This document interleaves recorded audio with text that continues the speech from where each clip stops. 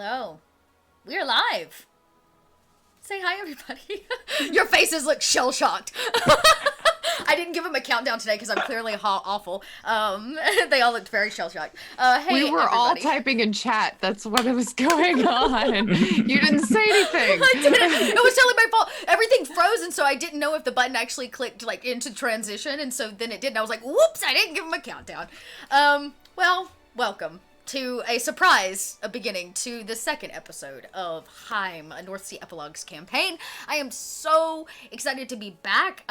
We were already chatting beforehand about what today's episode is going to look like, or what decisions the five chosen clans women are going to do, and yeah, I don't know that I'm gonna do a whole lot more than just let them go around and introduce themselves, and then we'll go over a few announcements and hop right in, because we left off in a little bit of a moment of combat.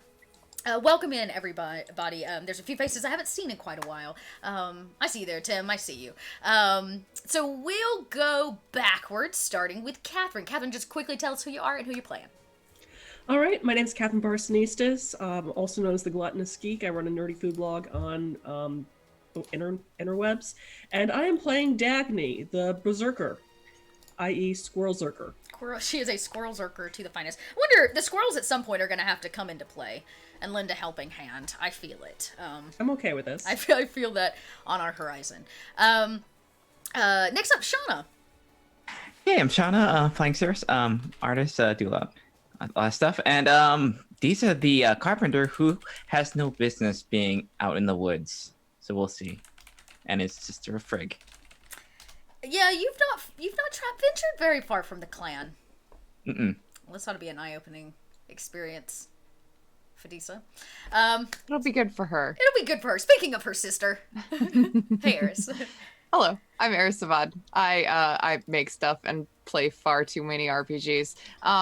Today I'm playing Frigg, who is the tracker. Has an albino fox named BC.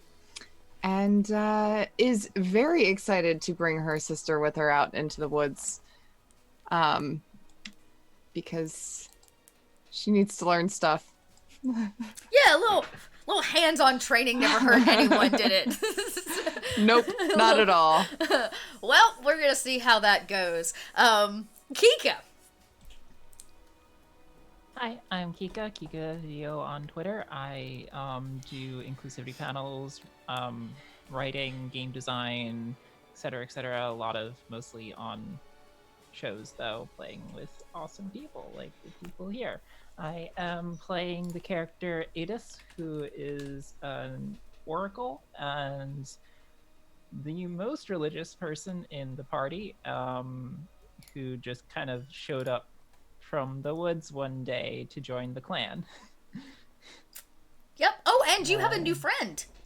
And yes, I befriended a raven, and we bonded over the fact that both of us have weird scars on our limbs. Yeah, there's a little, a little friendship a brewing. Yeah. And Kelly, glamorous in your fur. I feel like you should. Yeah, it's a t-shirt under it. A t-shirt and fur, that is style. It's a t-shirt and it says "I can't adult today." So I mean, it's pretty self-explanatory. I promise we will do no such thing. Hi, I'm Kelly. I'm the opera geek. I'm the opera geek, and yes, I'm playing Gudrun the Skald, who is a complete upstanding member of the community. Definitely. Upstanding member of our community. A community. That's true. Upstanding. I would say you've been to many communities. Are you upstanding in all of them? Some of them. Okay. Some of them she was laying down. You're an upstanding citizen in the ones that you choose. Yes. Well, last week was our premiere episode, and we had a chance to see all five of these women about their day-to-day and morning activities before a town hall was called by the Jarl of their clan. The Jarl spoke of distressing sleep and dreams, which was only backed up by our seer's dream that they had, and it hinted at the fact that spring was coming, which is always a good thing, unless you have a clan hiding in the mountains that have been waiting for the moment for the snow to melt, and for them to come down raiding on top of you, which seems to be the story that may be told here. But the Jarl has decided that what the clan needs to do is move on, that this valley has served them well, but it is time for them to seek new ground, a new home, one across the North Sea. So 5 of the clan chose themselves to rise up and be the party that leads a path, a safe trail ahead, westward towards the coast, where they are to procure and or build a boat for the clan, and they will be met so that they can set sail. Not everybody will set sail, I think that was made very clear, but most of the clan does seek a new home. This is all well and good, until the 5 of them came together around a table, left to their own devices, to plan which way out of the valley was best for them. 2 paths became most clear. The ones the Jarl laid out were clearly not an option. Our Skald remembered a mountain pass with a kind of safe haven, a small outlook tower, on their way in 9 months ago. It is deep in the mountain. The snow currently is many feet deep, and would be a very difficult trek, but spring, of course, is upon us. And then there's the path through the God's Woods.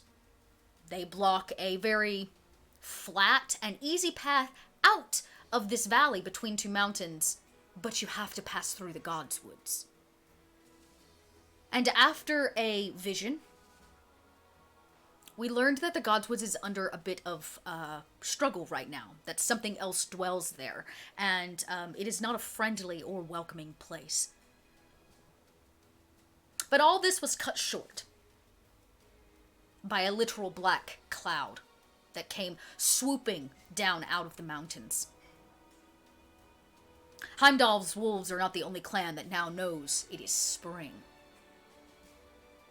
The grim ravens who dwell in the mountains have sent down their spies, and each of you exited the Jarl's tent only to witness this massive murder of ravens swoop down and begin attacking people, buildings, taking things, beginning to destroy the camp.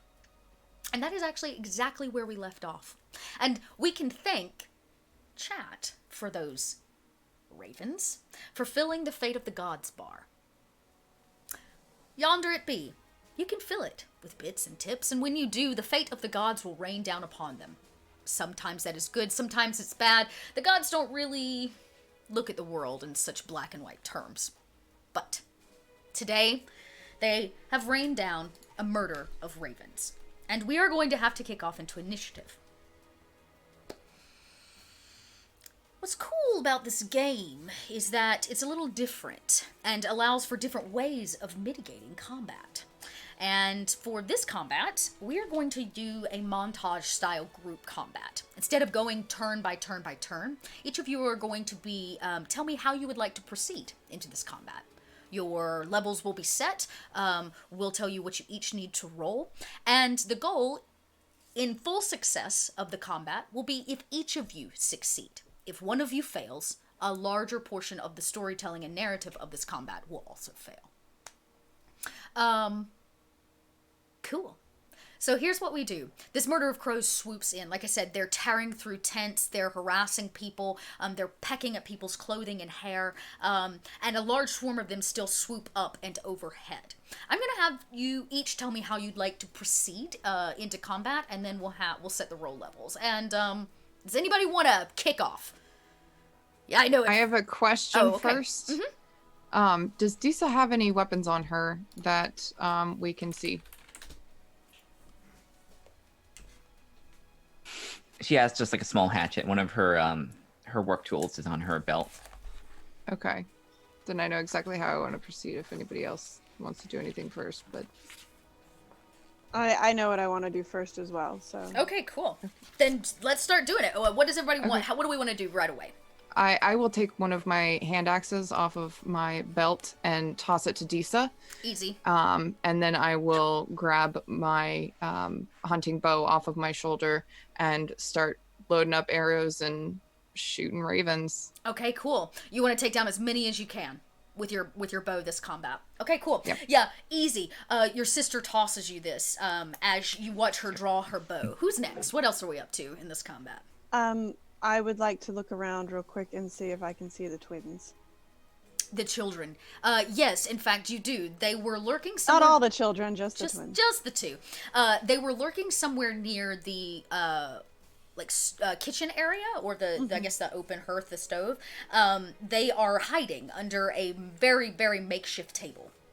Okay, because I had been by the mead barrels, which was fairly close to Yep, the you had kitchen already left area. the tent. Yeah.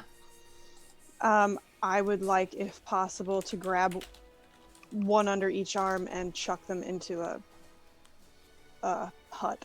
Sure, easy enough. You run and kind of And push them to the Slam side. the door. Yeah, we hear it slam as you turn and look up. Is there anything combat focused you'd like to do? Do I see any ravens that are within arm's reach of me? Yeah, there are a few of them that are eating your food supplies and trying to break into bags of like grain and things like that. I'm going to take a running leap and try to cut off the head of whichever one is closest to my alcohol. Great. Don't even care about the food. Yeah, we'll say just for the hell of it. They're trying to kind of pluck the cork out. There are a few of them around I feel this really area. bad about it because I actually really like ravens, but yeah, I mean, they the grim ravens. I know. I know. But they can't help who they work for, let's be honest. It's true. Okay. All right, so arrows start flying. We watch as two kids get thrown and a door slammed just in time for you to turn and break your weapon out. What about the other three of you? Dagny's going to charge towards the ravens that are attacking people, like probably the closest ones, screaming and hacking away with her pickaxes to either get them to focus on her or to kill the crap out of them. Okay, which in this are you more focused on drawing their attention and attacking them, or just slaughtering as you go? Probably slaughtering as I go. Great. Okay, perfect. You want to kill as many as you can. Mm-hmm. What else? Oh, thank you for that subscription. That's wonderful. What about Is it Diza? just me left? Yeah, Diza, did you? Oh, Disa. I think it's both of you. Mm-hmm. Okay. Yeah. So Deesa's gonna, instead of she's now she has both the axe, she's gonna take her leather apron off, tie one end to one head of the axe and the other end to the other, and just kind of create this large kind of waving thing, just to kind of Smack them out of the sky. yeah, she's gonna try and get as many people back into their homes, just to kind of ward them away. She's not trying to necessarily do damage, she's just trying to scatter them. Scatter people. Mm-hmm. Okay, great. Scatter the ravens. Scatter the ravens so that people can get to safety. You're trying to save as many of the people as possible, less about them. Great, wonderful. All right. Edis. Adis is going to pretend to be scared and throw a pouch of valuables away from her to distract the ravens. Oh, shinies. But it's poisonous herbs. So she's gonna try to trick the ravens into eating the poisonous herbs to poison them. Okay.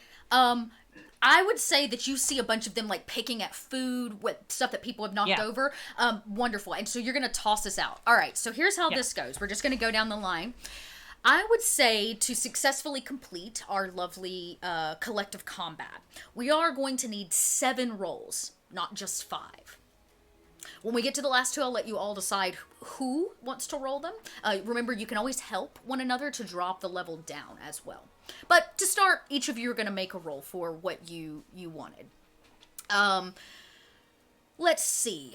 Frigg, yours is definitely going to be your ranged attack combat. You're wanting to take out as many as possible as fast as possible. So I'm gonna set your difficulty here at, let me make sure I get this right. Where's my this is is something that you do, I would say that this is just a difficult task. There are a lot of them. So it's not going to be hard to hit something. It's going to be hard to make sure that you hit it dead on. So we'll say yours is 10 to 14. That's your difficulty level.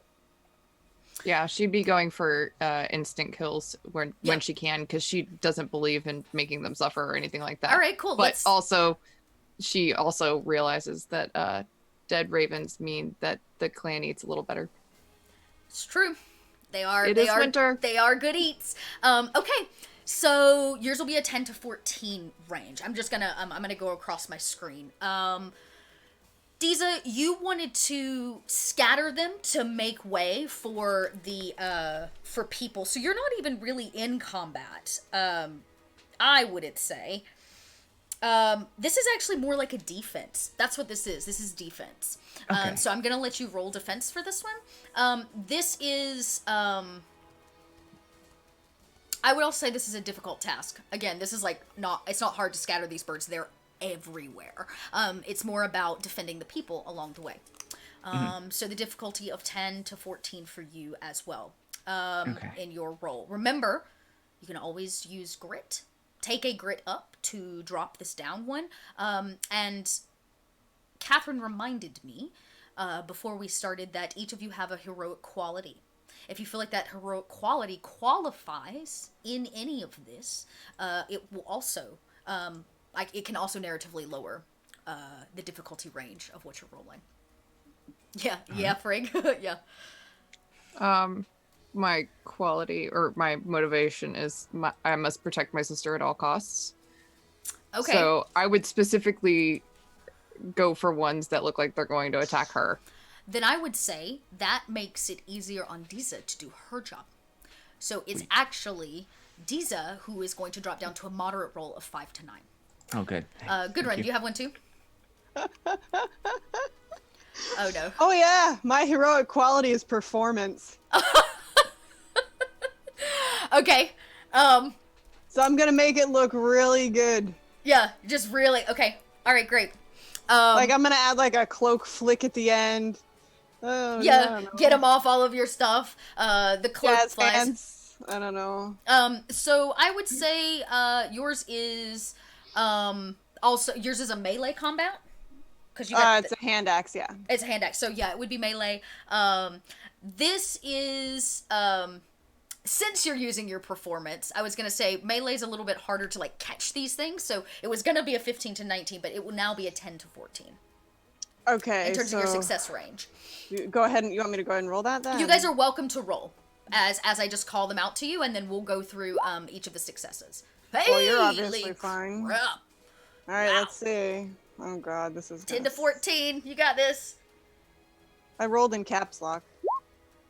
Yes! Okay, nice, and 1 over, okay? And Disa, and then we'll do the last two, just so I don't lose track, because it's a lot of rolling at one time. Okay, a 17.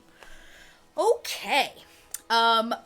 We need a melee combat from both of you, I believe. Is there anything special you're trying to do in this melee combat other than just kill some of the birds? Either of you. Oh, you were spreading stuff. I'm gonna say... what would you roll for that? Because it's not a combat. It's almost like a survival. Don't you think, Kika? My roll? Mm-hmm. Yeah, because you're not really, you're poisoning them. Actually, this is thrown. You could do thrown if you really want. No, but it's not combat. You're not trying to hurt them. I was thinking it would be influence, honestly. That makes sense because you're trying to get them to eat it. Yeah. Okay, I'll take an influence. That'll be interesting. You are trying to influence a lot of them, so it is going to be a 15 to 19. This is a little bit more of a daunting task, but the outcome could be a lot greater. I highly doubt my fortune-telling hero quality comes into play here. Probably not. Not this time. You also did just trip your face off in a tent, T-minus 5 minutes ago. So probably not. And Dagny, yours will definitely be a melee combat as well. Yours will be a difficulty of 10 to 14. Plenty of them. So coming down a bit. I guess. So Considering... 17. What do you have you think you could add? Well, I've got my heroic quality of speed, and birds are fast. Oh, and you were doing melee. So you're right, we could drop it down. Okay, so let's go ahead and roll. Ooh. Wow. These rolls are out of this world. I'm going to have to just make everything a little bit harder for all of you because you just slaughtered this combat. You say that now, but No, next it's- time when you make it harder, I know, you we're guys- gonna roll like ones. I know. And let's see. Oh, and then we only need that influence roll. I rolled And- on my physical dice. Is that okay? Oh, yeah, that's fine. What'd you roll? I got a 17 plus 3. Okay, great. Okay, so you got 1 over. So let's just double check here, because I think the only person, let me double check it. So, if you haven't already, I'm going to go down my line here. Dagny, you would get 2 grit, like you would come down from your grit. Okay. So I would add 2 to that? You Subtract. Yes, you subtract it so that you're down from your threshold. If you're already low, you don't take anything. Don't worry about it. It's just it helps you have more grit to spend. And then Frigg, you went the hell over too, didn't you? Oops. I'm already at 0. It's Perfect. fine. Doesn't matter. But the good news is you went over far enough where you get, but you didn't roll a nat 20. Anybody roll a nat 20? Cool. I did. Oh, wait, no. Never mind. I was going to say, anybody roll a natural 20? No, regular 20, but not a natural. Okay, cool. You get what's known as a minus complication, so everything becomes easier if somebody rolls a nat 20. The good news is, So close. it's a success. All of you spring into action. The birds take to this these like poisonous herbs very quickly. It will take probably some time for the poison to kick in. This is all happening in like the blink of an eye. But It's probably more like seeds. yeah, okay, like seeds, yeah. And so they're plucking them up off the table along with grains of bread and a bunch of other things that they were already eating. We begin to see the bodies of birds drop from the sky. Single arrows sticking out of them where Frigg is taking them down as fast as Disa can run across, helping people move along, scaring birds out of their way. Her sister assuring that none of them attack her along the way. Dagny, no doubt, is off smashing and bashing as many as she can, probably ripping some from the sky, smashing others with her weapon. And we cut over to these birds on a table nearby. And just on the other side of the shoulder of the seer, we see Gudrun actively flourishing and stabbing and assuring that the single barrel of mead that is left is not tainted by these horrible grim ravens that have come out of the mountains. It is actually going to be your Jarl that takes the 6th turn of our 7 that we need to complete combat. You see the Jarl, for the first time in a long time, in full combat. They were well known for being a fierce warrior, but witnessing it in person is a sight to behold. Her mother's sword draws from her sheath, and she is going to also go and begin attacking birds for all of you. So she's going to roll. She needs to also roll the same daunting success task at the melee combat. Oh, thank you for the donation of another $5 towards that Fate of the Gods bar. We did carry over from last week. We had a lot of love come last week, so we're slowly getting there.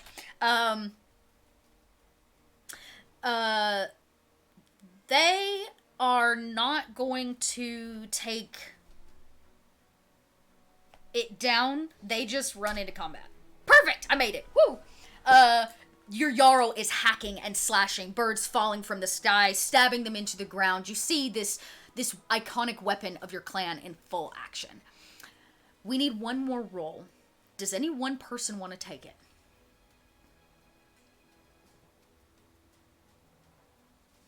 Oh gosh, nobody's like, no, I Why don't want to not? be the person. Do it, Frigg. Do it. Okay. Same thing? Same thing as it was before. Just one more. Yes! Oh, and you got one less complication. Wow. Natural 20. Okay. Yes. Thank you. The dice are on everybody's side tonight. Crit, crit, crit. For all you subscribers out there, you can rain down a couple crits in chat. So Make it rain. make it rain those crits. So this means that you get a negative complication on a natural 20, which means things become easier, as I stated before. we watch as the murder is beginning to thin very quickly. We had all success rolls on this combat, and they very quickly are falling from the sky, heads being torn off, being stepped on. Now the ground is littered with black ravens everywhere, and the small amount of about 10 or 15 of them in the air tried to escape. They tried to leave, realizing that they are at a disadvantage. And we watch as Frigg finishes all of them off in a few fail sweeps, multiple arrows flying at one time, ripped from her quiver 3 very quickly. And just as the last one goes to crest over the area and into the trees, Frigg lays a dead eye shot into the back of it, and it falls just outside the perimeter of the clan's territory proper. And there's a silence that falls over the winter area here. A very clear wind rushes through. And as you look around, a few people peer out. The twins stare at you from this shack, and silence falls over the clan. Everything is destroyed. Holes ripped in, food. And there are about 50 raven bodies laid and strewn about. They are coming. They brought us dinner, though. Who wants pie?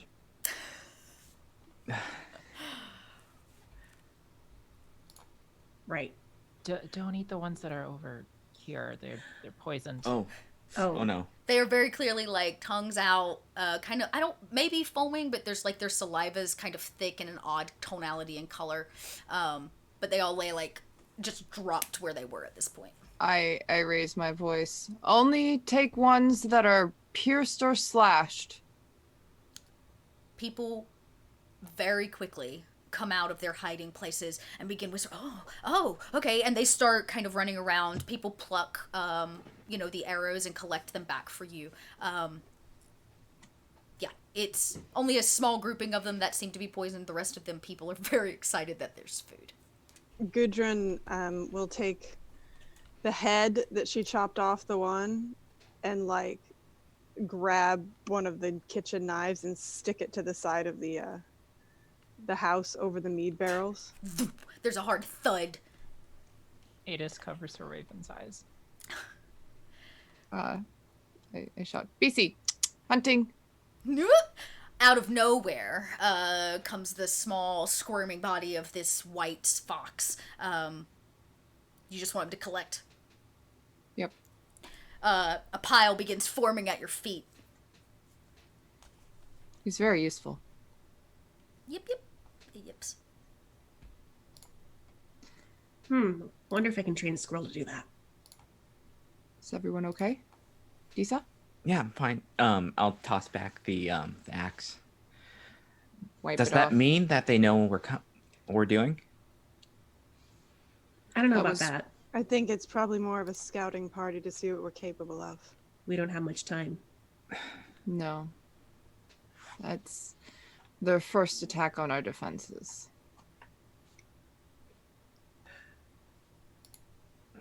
It's like throwing rocks at something to see how far away it is.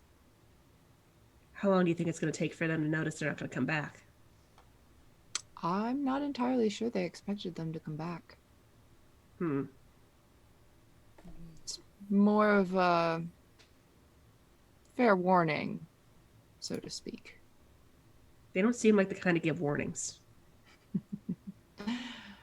Well, it's only a warning if you know to look for it.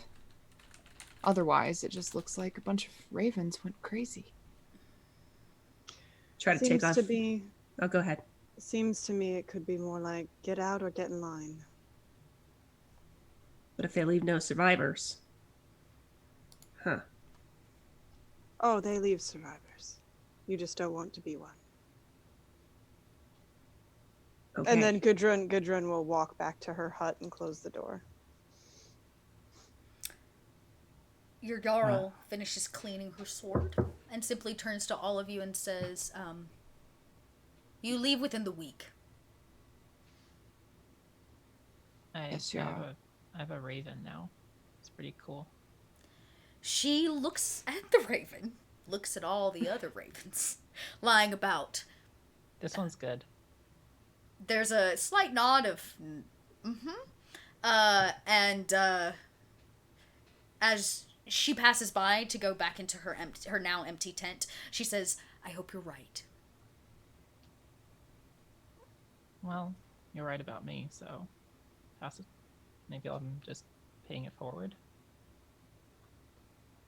There's a small smirk that smirk on the corner of her mouth that only you know to be the only smile she'll ever let loose, and the flap of a canvas tent, leaving the five of you to continue your conversation. I'll start. 4, because I'll start going to fix stuff. Yeah. Disa just puts her hand on her hips and just looks around the camp. Well, we might have to leave sooner than later. They did a lot of damage, even though they didn't necessarily hurt anybody. Look at all the supplies. I see. I'll start seeing what I can get from my hut. And Dagny just kind of like speeds off towards her treehouse to start putting together provisions. And that's probably what you all do for about the next 5 days. Between gathering enough food, prepping, helping rebuild probably some of the fortifications here, because they are being left behind. Seems like another prime time for a 5-day montage. Each of you can accomplish one thing. One major thing over the next 5 days. If anything that you'd like to do at all. Towards the preparation of journey and travel to your next location. Anybody want to do anything? I'm essentially going to make sure that we have literally everything we could need for a trip. Just roll. This is going to be survival. Just a survival roll. I'm going to say literally anything and everything is a big task. So yeah. I will say... Well, taking from what I remember my experience coming down the mountain, the things that I would have found most useful. Sure. So we'll say with the knowledge of this territory, again, this is a daunting task. This one, I'm actually not going to give a range. You need to hit a 17 on this one. Or more to really accomplish this. Okay. And then anything, if there is anything you feel like will help bring that down, I'm welcome to that consideration.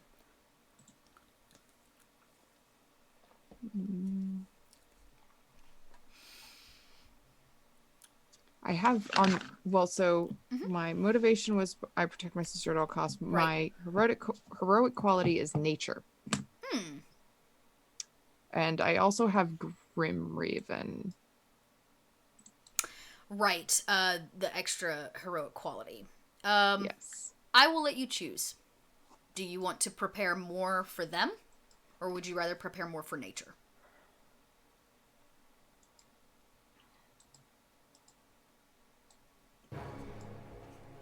Thanks, Captain Waffle, for that follow.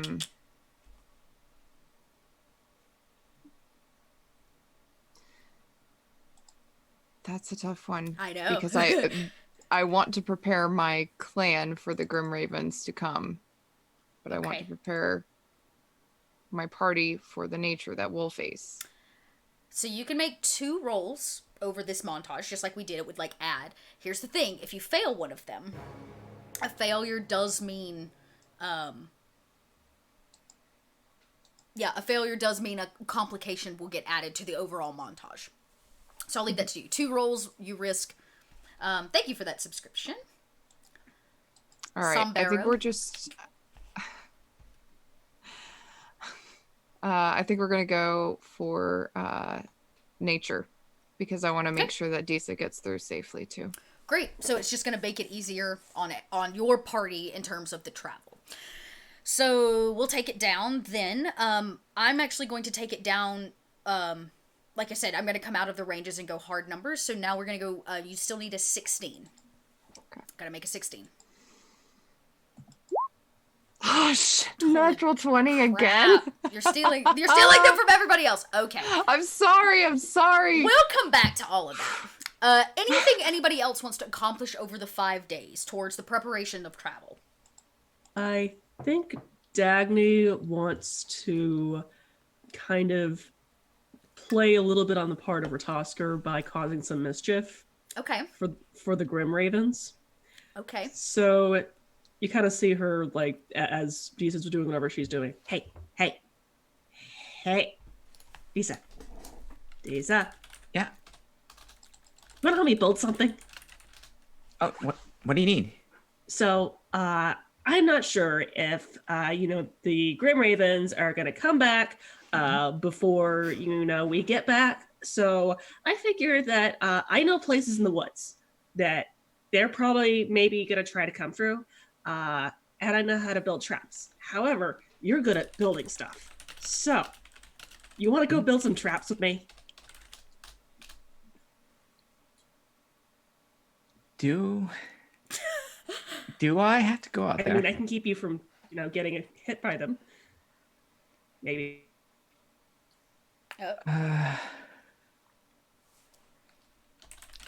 She just like once it's like, yeah, it'll be good for the rest of the clan. All right. So Dagny, we may have lost Catherine. We got a little freeze frame there. Oh. Let's see.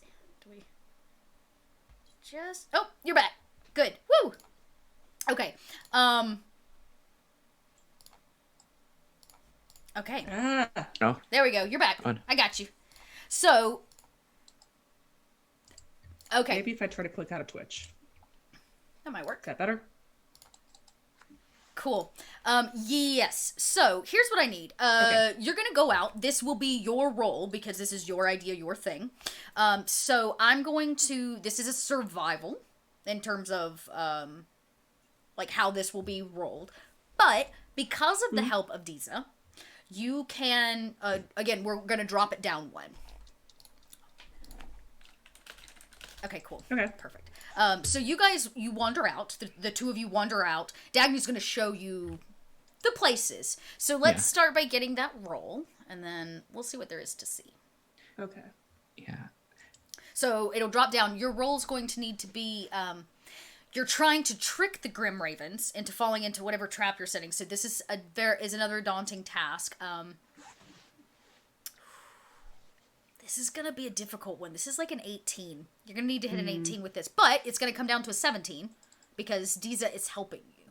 Well, I could probably roll a survival and she might be able to roll a craft. Or maybe rolls don't. I was going to say rolls don't work that way. No, that you can't. It's your roll. This is your montage moment. That's based on your stuff. So now remember, you can spend a grit. You can go up in grit and drop it one more. Okay. Let's do that then, though. Okay. I'm not sure. Can motivation? What is your motivation? Let's see. I swore an oath to Ratosker to act as the agent of balance between order and chaos. The wolves of Heimdall are my family and allies, and they value both freedom and responsibility. You said that you were doing this at the start for that, so that's not a retroactive thing. I will give it to you. Okay. We can drop it down to a 16. Okay, so I guess okay, cool. Let's try the thing. Trying the thing. Rolling the... Nicely done. Nice. You did it. And as the two of you begin to build these fortifications, we see the camera kind of pan out, and the two of you think you see something. More likely someone. And they are building something? A little farther out from you, of course, with the wind whipping through and the snow actively falling, it's still a little difficult to see. Gudrun, what are you out here doing? Gudrun, if you got close enough, is building Roman military camp fortifications further up the hill. So basically, you would be coming down the hill, it would be a blind, you'd fall into a ditch that would either have spikes or something else built into it. In her case, probably wooden stakes that she's making very, very quickly. She's managed to get a good chunk done. You haven't seen her for about 4 days. Maybe you all thought she was drunk somewhere, passed out. But she may have been freezing her tuchus off out here building this like Roman style. So we'll get your roll for the montage. Okay. So this is you wanted to do craft for this one. So Oh, I assumed I would be rolling tactics. oh, tactics works too. Yeah, tactics totally work. Well, yeah, sure. I'll give it tactics if that's the role that's best for you. Because she's also trying to figure out exactly where the best places are to put them down as blinds. Sure. We'll take tactics, but it will be the same roll in terms of the setup as the last one, which is an 18. If you have anything else you'd like to bring that down.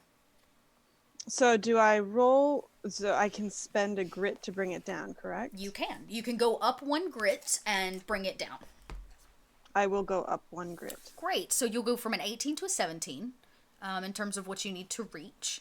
Let's see how Kelly's rolls are feeling. Come on.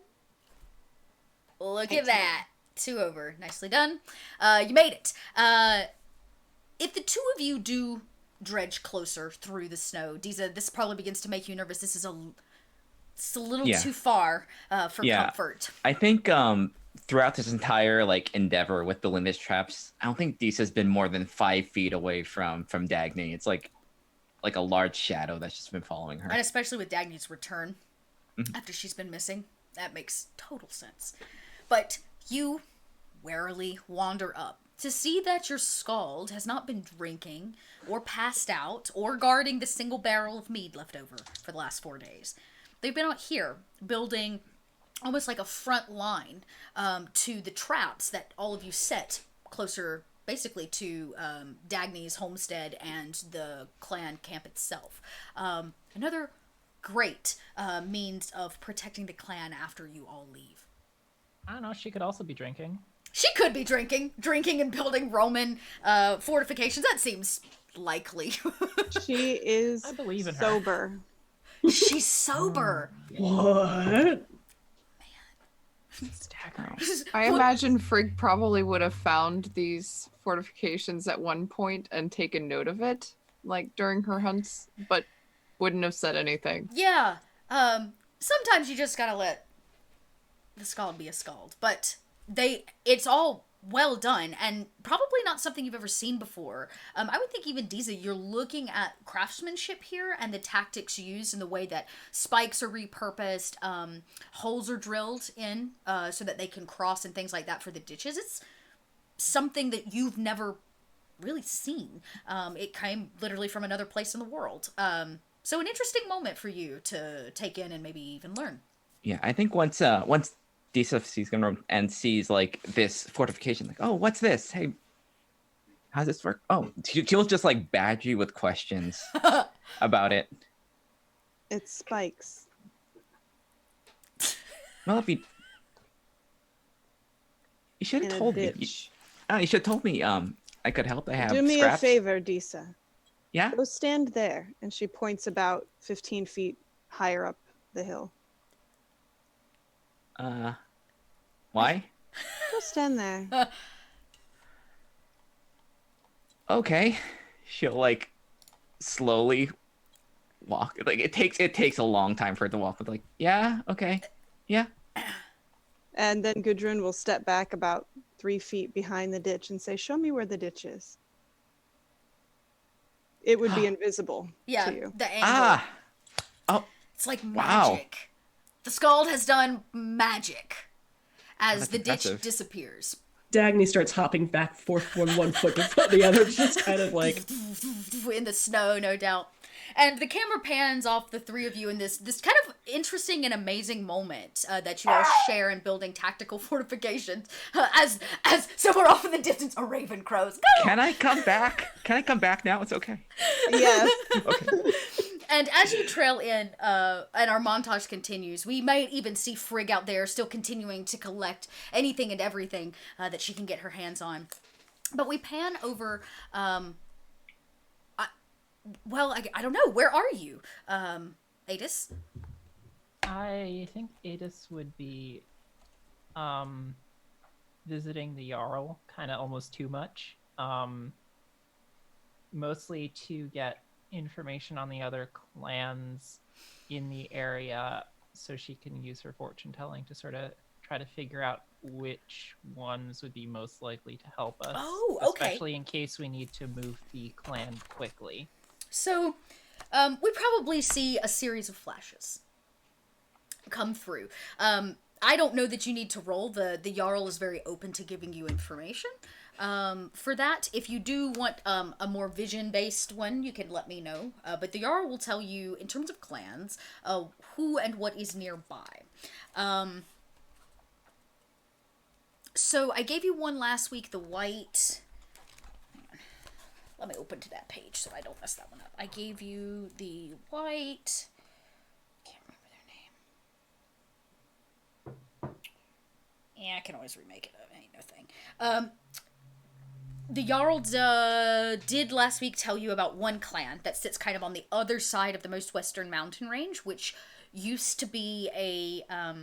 before the long winter and before the passing of the original Jarl, there was a political connection there. There was a friendship's a strong word, but at least an acquaintanceship and support for one another in the past.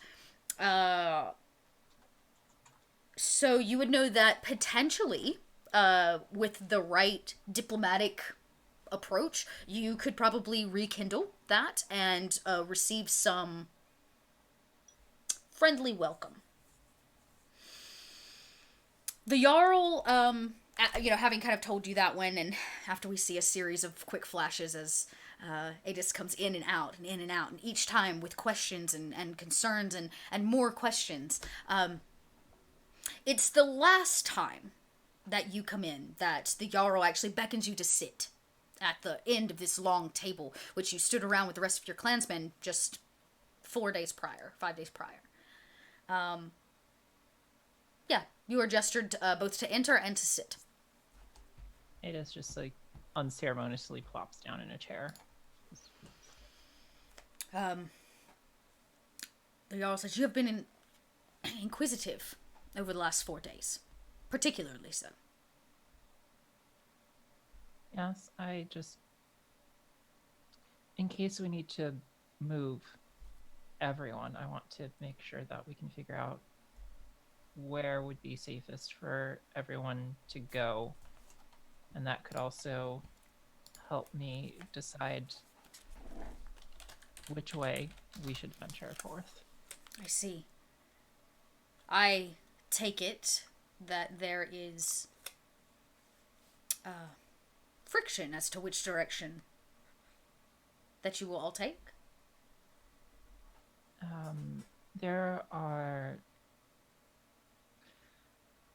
We have 2 main options. One would be quite difficult through the mountains, through unfamiliar terrain.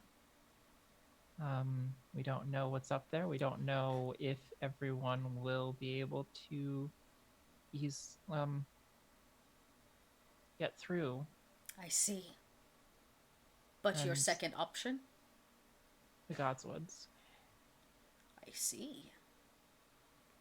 There's a long pause, a hard breath. The clan. You expect us to move everyone through the Godswoods.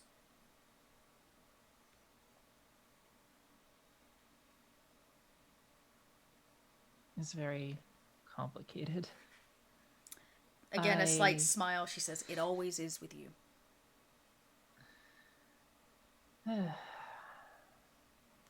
Not always. I have never dared venture through the Godswoods. I believe we may be able to come to an understanding with the gods there. However, in one of my visions, I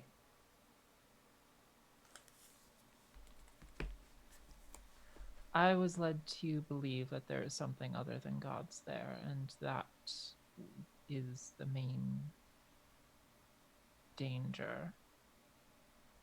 I see. I believe if we could go on ahead, perhaps if we could deal with this, then the gods would give us their blessing to pass through the woods.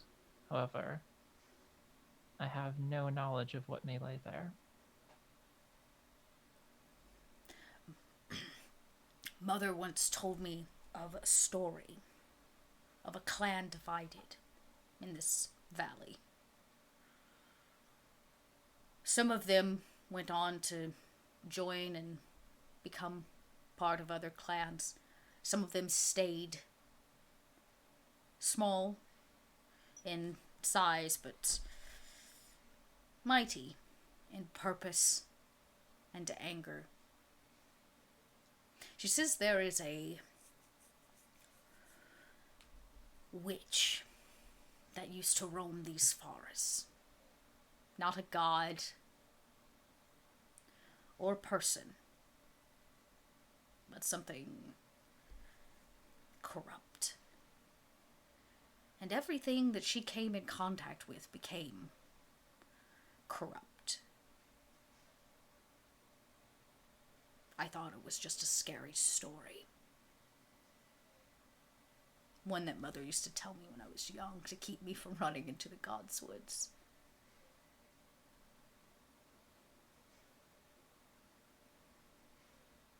If I tell you that story now, will you stay out of the God's Woods? Are you asking me to stay out of the gods' woods? She kind of adjusts her posture, realizing that maybe she, let her guard down a little. I have bestowed upon 5 of our clan to make a decision for all of us. So I trust whatever you all decide. But if I was to remove my title and not be your Jarl,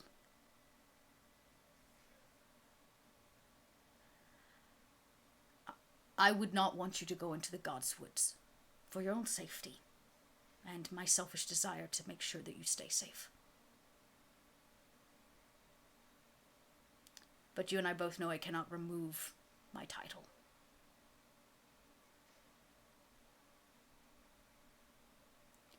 So, I simply tell you that I trust your instincts. We also both know that I cannot simply abandon my position. Should the gods will it, I will travel into the woods, and given what I have heard from them, I feel I must tell you that even if we do choose the mountain path and safely escort the clan, I, at the end of this, may have to leave and enter the woods anyway. Again, a pause and a head shake of understanding and acceptance of that from the Jarl. Do you remember when we were just children? Without duty or responsibility?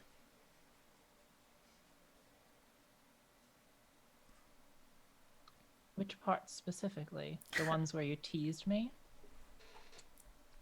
There's like a almost a like tilt of the head away from you and a slight blush. She goes, you know, well, you know why I did that. Now I do. Children are fickle creatures. Always hiding.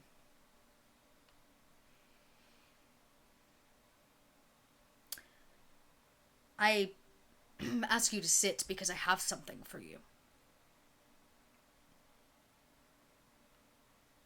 What is it? She goes over to a small pack that sits next to the very modest cot that they sleep on. And she rustles around until they pull something out. A small sack, bound, not very large at all, pocket-sized. Canvas or leather of some kind, just bound around the top. Holding whatever is on the inside. She walks over and puts a tender hand on your shoulder as she stands behind you, looming over in size. And she reaches almost too close as she puts the bag down in front of you. This was given to me by my mother. It was given to her by a seer, a mystic. The words kind of drip from her mouth as if she's maybe not a full believer of mystic powers. She says, but my mother says that she was told what lies within the bag is powerful and will protect you in your direst time. My mother never opened it. Even I have never opened it. It's yours now, to use along your travels, if you see fit. And if not, it is now your responsibility to pass it on to the next person who is deserving of safety. Adis doesn't reach for the bag right away. Instead, she looks down at it and says, did I ever tell you the full story of my time in the woods before coming here? You always struggled to speak of the woods.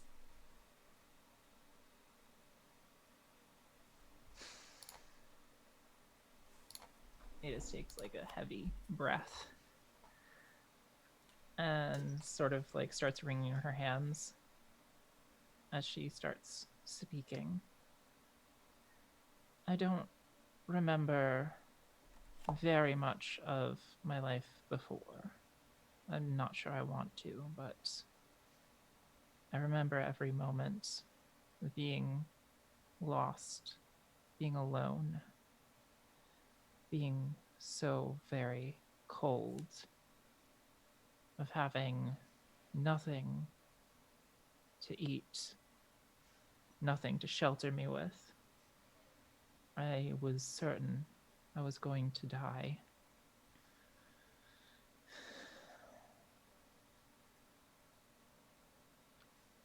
As I was about to give up hope, the gods came to me in a vision and told me that I could live should I prove that I am worthy of serving them. And when they vanished, there was a wolf in front of me, just as hungry as I was, I suspect.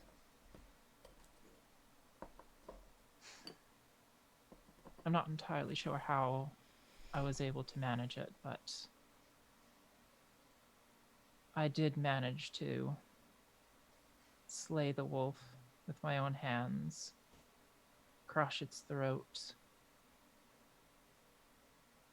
I felt the life leave it.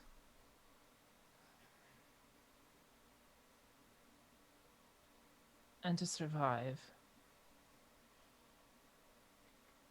I tore its flesh, its hide open with my teeth, with a rock, with anything I could manage, and consumed its flesh.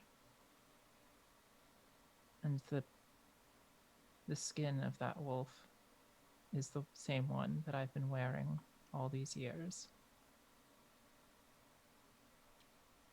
After that, it seemed like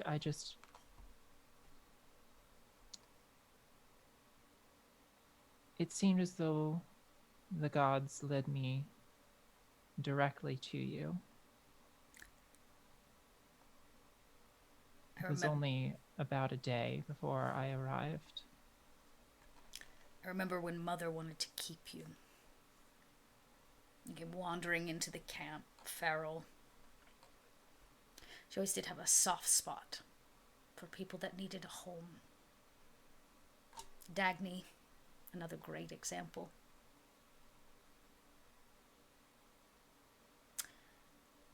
My mother, she told me that you were a gift from the gods. We are a young clan, but we have never been blessed with a seer until you wandered up, feral, and wearing the skin of a wolf. A sign, she said.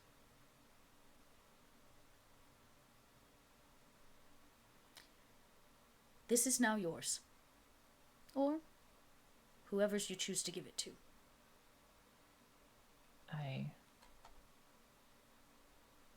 She slowly rests her hand on the pouch, but doesn't take it right away, and says, I fear, my greatest fear is that my purpose here may be to do the same that I did to the wolf.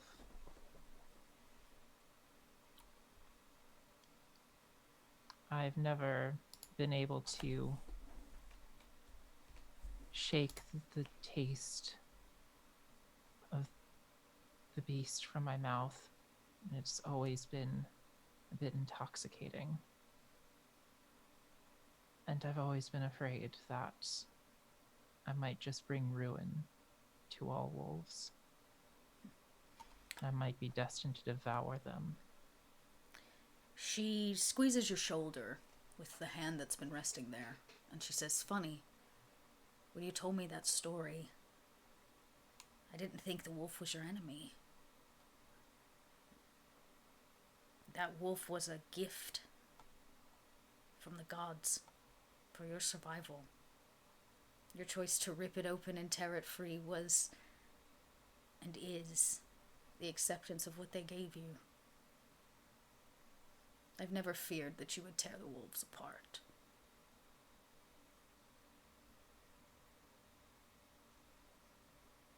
At that, Adis slowly pulls the pouch towards her and holds it against her chest. As you pull it, nods slowly. As you pull it close and kind of grasp it, being deeply connected to something deeper, you can feel that there is a power in whatever is in this pouch.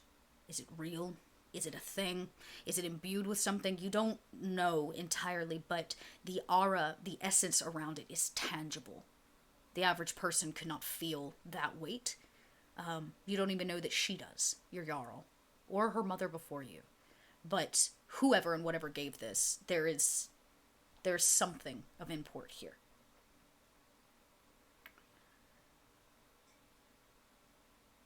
The Jarl slides her hand off your shoulder, down your arm, to your hand right before you go as you get up to leave. There's a squeeze, no eye contact. Nothing more than a gesture of friendship and love as she squeezes your hand one last time as you go to exit. And our camera pans to the last piece of this montage. Diza, what have you chose to spend your 5 days doing, other than helping Dagny out, of course, and looking at Roman fortifications? We have this, we're taking this, since we're taking this, wagon. Mm-hmm. She wants to make sure that the wagon isn't the thing that slows us down in case it breaks down. So she wants to make at least a couple spare parts, and then maybe she knows that the wheels will be an issue if it becomes snow, so she wants to kind of make little flats for it. Yeah, give it basically sled to wheels. You want to make a modular cart in essence and have extra parts. I was so glad that is what you chose to do. That is so perfect. I was like, oh, please let her help them out in terms of travel. So you do know that the clan owns a single horse, along with there were a couple goats, and there were some boar, but they have long been eaten. So you have been gifted the one horse to pull it. You guys are going to take the single horse that the clan has to trudge forward. So I'm going to have you roll a craft roll. Based on what Okay. you're trying to do, you're really diving deep into what at the time would have been higher end engineering to be able to exchange and trade out pieces of a cart is that's advanced, yo. So we're going to get a craft. This will include finding the supplies you need and making this cart modular in terms of the needs of nature around you. Okay. So let's say this is a pretty daunting task. This is a 17 to make this. Okay. Yeah. All right, and I have specialized is I get to roll twice, right? Yes, correct. You get to roll. It's basically with advantage. You take the higher of 2 rolls. Okay, yeah, yeah, advantage basically. And then Okay. for qualities I have workmanship, so that brings down the Down from 18 to 17. Okay. 18 to 17. And we'll take the higher of 2 d20s. Okay. You know what? Is this a grit? This is gonna be a grit. This is grit yeah. worthy. Grit it. Yeah, Give me that grit. We'll take it down to a 16. Okay. All right. 20 plus 5. Come on. I'm gonna roll them one at a time, just so. Yeah, Alright, of course. Yeah, plus roll. You can 5. roll them one at a time. Okay. Okay, 14 for the first one. 16. Oh, okay. Oof. You nailed Okay. it. You have very little time. You have been trained by the only carpenter that the clan has ever known, who unfortunately in his old age and with this weather passed in basically what was pneumonia about 2 months ago. So you've been left, Diza, with the mantle of the clan's carpenter. It is yours, and everything that he passed down to you is now your knowledge. You hold it. And you know that something like this is not something you sling together in a week's time, but you are on a time crunch, and it is imperative that you have this. And we watch through a series of events as Diza runs out to the edge of the woods, takes what they need, works it down, makes basically a sled-like bottom that it can be like set on to move through the snow, and then a series of wheels that alternate, as well as a spare wheel. Spare wooden wheel, and a couple extra parts. I would think that might include what would be considered like a nail, some slivers of metal that could be hammered into something, as well as a few pegs for like re-pegging the wheel on and those kinds of things. Yeah. And it's about as good as you're going to get. You've reinforced, you're not really a blacksmith, but you've reinforced some of the leather workings around where the horse will be attached. So you did it. You think. It's a pretty good work of art. And as you step back, taking a look at this real thing that you've created for the first time since your teacher, I guess, has passed, it runs a bit of pride over you. And the camera pans back to see you, once again, standing in front of this cart the next day. The day of all of your exiting. Your great exodus, I guess you could say, from the clan to your next step. It is very early. The Jarl, of course, is there, in the distance, watching all of you as the cart has been packed, the horse has been attached. You have fortified and barricaded this clan so that even in your absence, they have a little bit of safety and security, and you did it very successfully. Which is going to be helpful, I promise. Because if you guys didn't think I was going to have them attack the clan, you're wrong. And more importantly, the 5 of you have kind of gathered to have your last moments. The last barrel of mead gets to go with you. That's the least they could do for Roman fortifications, I think.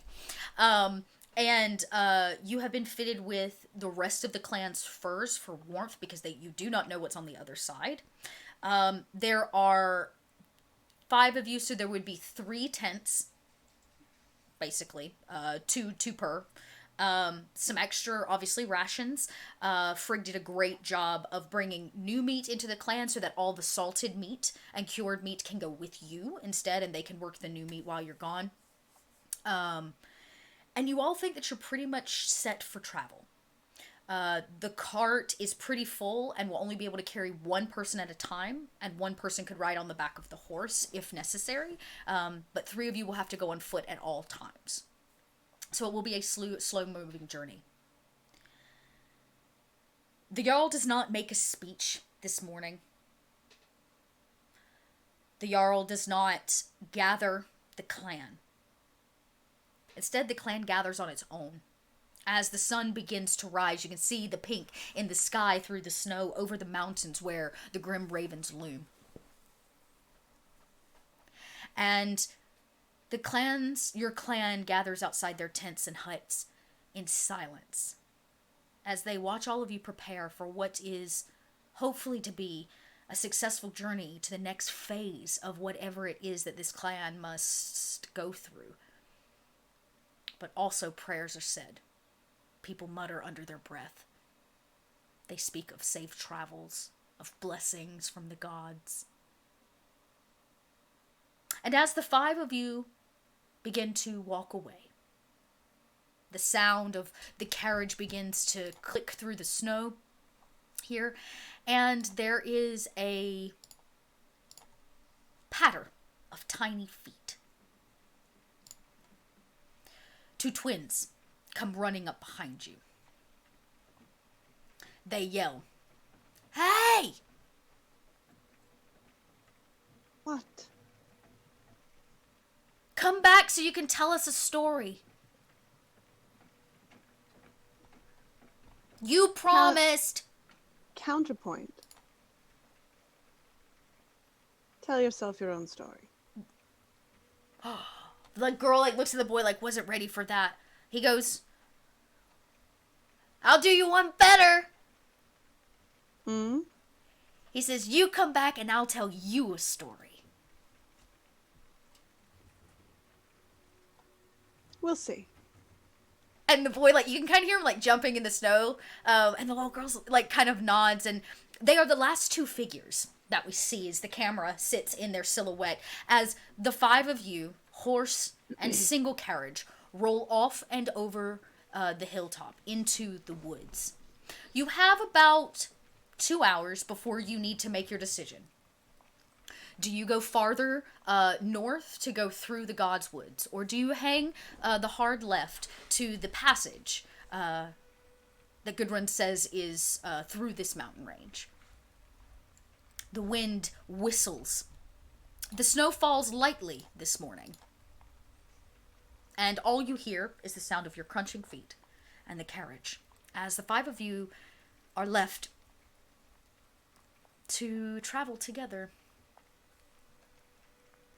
So, Does anybody? go ahead. Go ahead. So, anyone find out anything more about either path or what's along it? I was kind of building traps. I already told you what's up the mountain. I have been given reason to believe that there is a witch in the God's Woods. Okay. So we probably don't want to leave the clan there, do we? A witch. How do you know she's a witch? I'm just relaying what I heard. Does she look like one? Does she weigh more than a duck? I mean, you'd think she'd have to. I don't know. I heard a lot about witches. And I would have say heard she's not human. So, a duck. not human anymore. And Well, So does that mean we want to go through the God's Woods, or? As I tell you, I'm torn. I mean, part of me wants to uphold my oath and, kind of go balance whatever's haunting that thing. But at the same time, if the safety of the clan is at stake, and that could, possibly stop the safety of the clan, it'd be more dangerous. That kind of contradicts against that. And the task I was given was to protect the clan. So you can see where I'm kind of going with this. Much in the same boat, as they say. Hmm. so what do we do? Do we avoid this which? If we go that way, or what I we believe do? if we went that way, we would have to deal with whatever evil may be there, no matter what. Okay. All right. After speaking with our Jarl, I am honestly more open to the idea of transversing the mountain. All right. What about you, Frigg? I think we should go up the mountain. I've seen the other side, so it stands to reason that this side's going to be very similar. It will be a hard journey, but I don't think that, well, to be honest, the Godwood is any sort of a safe haven.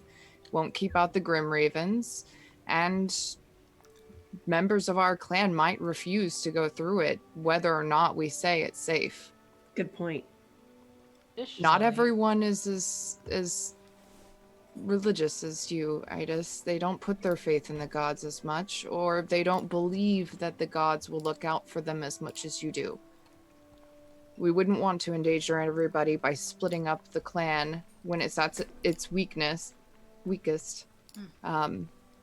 running from the Grim Ravens. It will be a hard journey, but at least they don't know it's there. you don't need to further attempt to dissuade me from the woods. I So, was simply going to state that over the mountains there is a clan that we previously had friendly relations with, and I just wanted to say that maybe we can get help. and we could probably warn them too about, Grim Yes. Ravens too. Grim It's a Ravens, great way to get favor with the clan. Let them know the enemy's coming.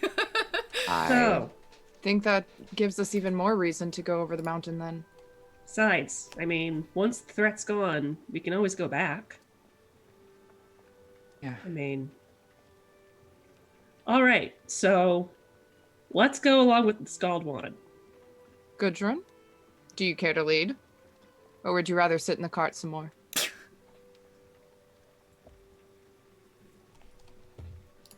I'll lead. She was never sitting in the cart, by the way. Oh, It was a good. joke.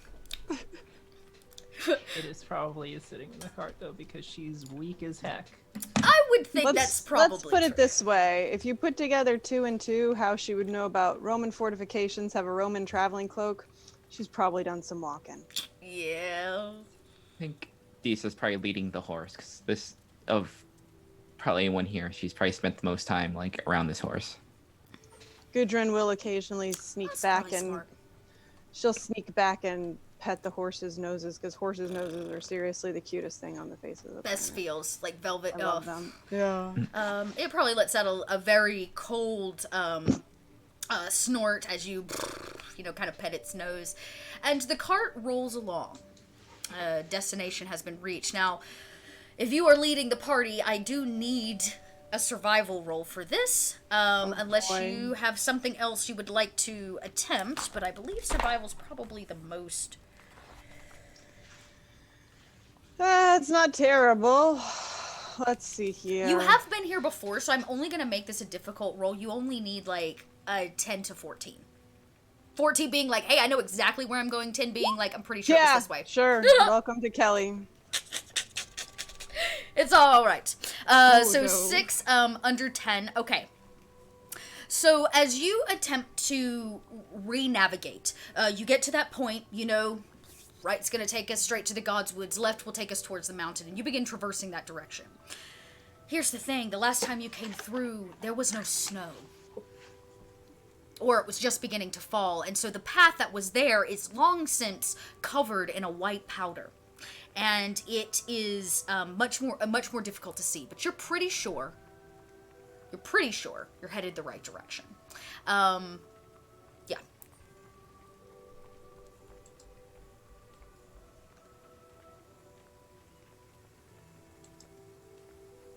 That's all. Everything all right? What? I'm concerned. About? Well, that was actually just Kelly because everybody went really quiet. For a Yeah. second. Yeah. Rachel was like, "Wait, did I freeze?" Yeah, same thing. I was like, I'm like, oh. That's how you know Oh. this is a great show because everybody's deep into thought. Everybody's like, "What the hell do we do Like, now?" Oh. Where Well, if Everybody Gudrun go. thinks that we're going the right way, we're just gonna continue going. I mean, You're pretty sure you're headed. The thing is like obviously if there was a beaten path, it would be a lot easier to see. That's just not here. So, Yeah. she's can going. I make it? Sorry. No, go ahead. Can I make an attempt to look for any landmarks I might know, such as lining up, for instance, the tops of the mountains? Sure, that's really interesting. That's a little bit more. What? Yeah, you know what? I'll let you choose. If you want to roll another survival for this, I would say that's a little, because you've already made this roll once, I'll drop it down again, so you would only need to make the 10. Or you can use another grit and drop it down below. I will also say, I've been hunting in these woods for years now. If I notice that we're going obviously the wrong way, I might say something, but I'm essentially going to trust. You could help, which is what it would be like a consider, and that would actually bring it down from a 10 to a 9, which is all that Gudrun would have to get to line the mountains up. And I don't know how you do it. Maybe it's just like an adjustment of her shoulders a little bit. That's like not quite right. Or maybe it's just like a little hover. But yeah, More of a I think this is going towards and then a landmark that I would know. yeah. And if maybe that's like It sparks wrong some way. memory, we'll say. Yeah, I like that. Like you mentioned something, and it sparks. You're like, snap. That's all you need. So you can make another survival. But then and I'd remember like looking back and seeing the way the mountains lined up properly. I imagine you turn around and begin to face them and walk backwards as you're like looking over your shoulder. Probably a little odd. You've never seen this before, but a very interesting way. Beautifully done. You only needed a 9 with the help of Frigg, a 10 on your own, so you can take 2 grit down. Okie dokie. So, you look over your shoulder, there's that moment of like, I've been here, done this, I was just walking the wrong way. And it all clicks, and you know that the path is currently hidden. And it's a good thing you tried again, maybe from a different perspective, we'll call it, because there is a path that you have to take to hit just the right means into the mountains to actually take the path you're talking about. And you almost missed it. But you remember. You remember the way those 2 mountains lined up, and the way that there's a parting in the trees along the base of it. There, you see it. Out of the corner of your eye, the entrance to the mountain range. Every so often, I'm going to mark trees so that the clan can find their way through. I'm sure at one point Frigg and the Jarl would have worked out some sort of marking or rune or something to signify which way they were going. I would definitely think, based on the mission you were sent on by the original Jarl, that there was definitely something worked out, and that information would have been passed down to the new Jarl. There is a symbol, a sign, that you would use if ever and whenever you decided to come home. You knew that was on you when you went out on the mission to begin with, but this was a symbol to let them know you were coming home. And you carve it into these trees along the way. A signifier for your Jarl as they traverse this path, hopefully with much more ease than you had to. And off you go. For the first time, you leave wooded area. Disa, you've never seen the mountains from this angle. No. They loom over you. They cast a shadow in the sun as it's just now in the morning, kind of cresting over the apex of these double mountains. And as you step out of the woods of this valley and into the mountain range proper, everything around you changes. Here, the wind whistles with a very, very deep kind of a whistle that you don't get anywhere but in a small mountain pass. It is frigid here, and the wind presses against you, very much so. So you're going to have to actually fight back as you travel. And you walk through a canyon, very tight. The cart is basically wall to wall. Who goes first? Frigg to keep just an eye out, kind of a few steps ahead of them. I'm guessing, yeah. Bow ready to go. I do see a small canyon as a very good ambush spot. So eyes lining the top and all around. Always thinking like a predator, like a hunter. Dagny's gonna just kind of draw both pickaxes and just continuously scan every single like nook and cranny. Yes. Okay.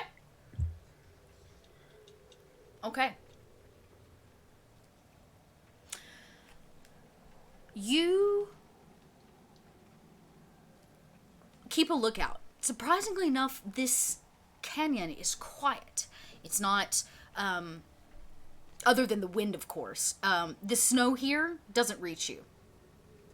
It sticks to the mountain above you long before. Deeza, you've never seen anything so tall. You can't even see the apex of the mountain anymore. It's covered in white clouds. And as you travel and you keep your eyes peeled, there is I'm gonna say, the both of you keep your eyes peeled. It's Frigg because you're in the front. As you walk through, it's quiet. Real quiet. For about the first hour. And then you watch as about 40 or 50 feet ahead of you, a few rocks come, like little ones, baseball-sized kind of rocks, come tumbling down the mountain, as if something above has disrupted them or knocked them loose. My arrow immediately points up that direction. And I then also scan the other side because I know that could have been a distraction. Yeah, you very quickly, all of you watch as Frigg draws the bow with lightning fast reflexes. Dagny's already got weapons out, so I imagine the moment she raises hers, so do you. And you turn to look where her bow is, and then she quickly scans across. I'm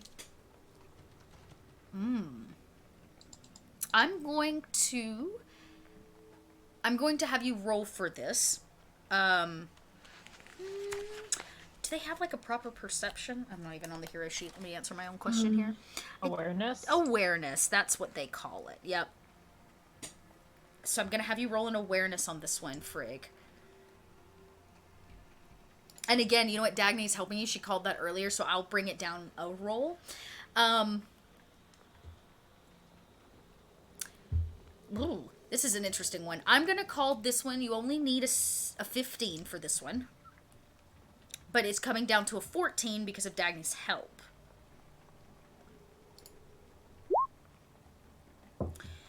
You pan, and there's literally a moment probably where all of you hold your breath. The cart stops moving, the sounds, everybody freezes. Dagny's eyes scan, Frigg's eyes scan, the two of you make eye contact. Having done this many a time hunting in the forest, it comes second nature to you. But as you look around, you don't see anything. Maybe it really was just the mountain crumbling. But there doesn't seem to be any moving creature or thing that your eyes can capture. Dagny's just gonna speak really, quietly. We may have to worry about rock slides. Just something to keep in mind. I also respond, everybody stay as quiet as possible. There could be rock slides or others here. The cart now creeps along. The eking. I will actually move a bit ahead of everybody. Okay. Because I can be pretty darn sneaky. So friggin' BC will kind of move up and put a little distance. All right. You put a little distance between you and them, just really wanting to get like a head start. Dagny, of course, watching your 6 o'clock to make sure that nothing sneaks up behind you, considering the fact you just passed through an area you thought might be some activity. And as the group slowly creeps along, and Frigg, you move forward, that knot in your gut never goes anywhere, but you don't see anything. Instead, as you kind of round a bend into this mountain, what you do see is a cave. Goodwin, you know that you have to pass through this. On the other side of this cavern is, of course, the outpost, the lookout.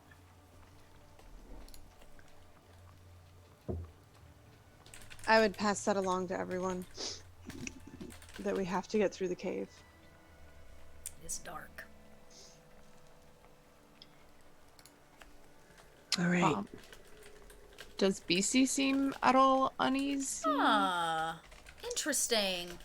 I'm definitely looking to him because he has. I'm aware that he has more keen awareness for other creatures than I do. Yeah, that's actually a good point. And would you have the raven above, or does it ride on you, Adis? It depends on what the raven's feeling. I see. You let the raven do what the raven needs to do. I got you. I feel like when it comes to birds, you kind of have to do that a bit. Mm-hmm. Yeah. Yeah. All animals, really. My grandmother used to Yeah. own a lot of birds, and she says, "I don't own them; they own me." I can remember her telling me that. Okay. Yeah, the crows in my neighborhood get upset if I pet a cat. Yeah, okay, so there's some sauciness. Well, we actually see Frigg, this little snow fox, though way more equipped for, say, the woods, is actively kind of hopping ledge to ledge. Just, I would say, 10, 15 feet up, nothing extreme away from you. But it's kind of up and down the mountain. Especially after you saw this kind of gravel that came running down. They do not seem to be... like, the fur's not tousled, there's no, like, growling, they don't seem to be on guard, necessarily. But they are actively looking, so you would know if they saw something. Yeah. Okay. They would let you know. But they also come to kind of a resounding halt, as you do, when you basically reach a bottleneck, as this what you thought was a canyon that goes all the way through feeds into an underground tunnel.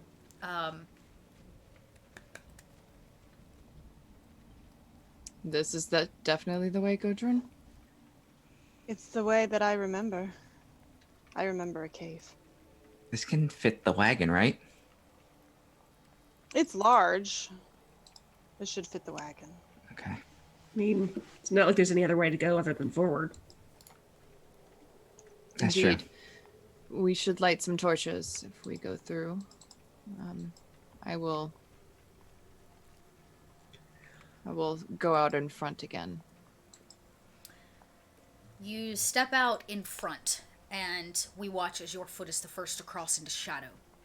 As you and a torch walk in, you watch as it lights up an area that seems to be naturally created. This is not like a dug-out cavern. This seems to be a natural, almost collide of where the mountains have kind of touched and have created a natural walk through. Hey, welcome in. Man, we're getting all kinds of people in this evening. Welcome. So you head forward. It is very dark.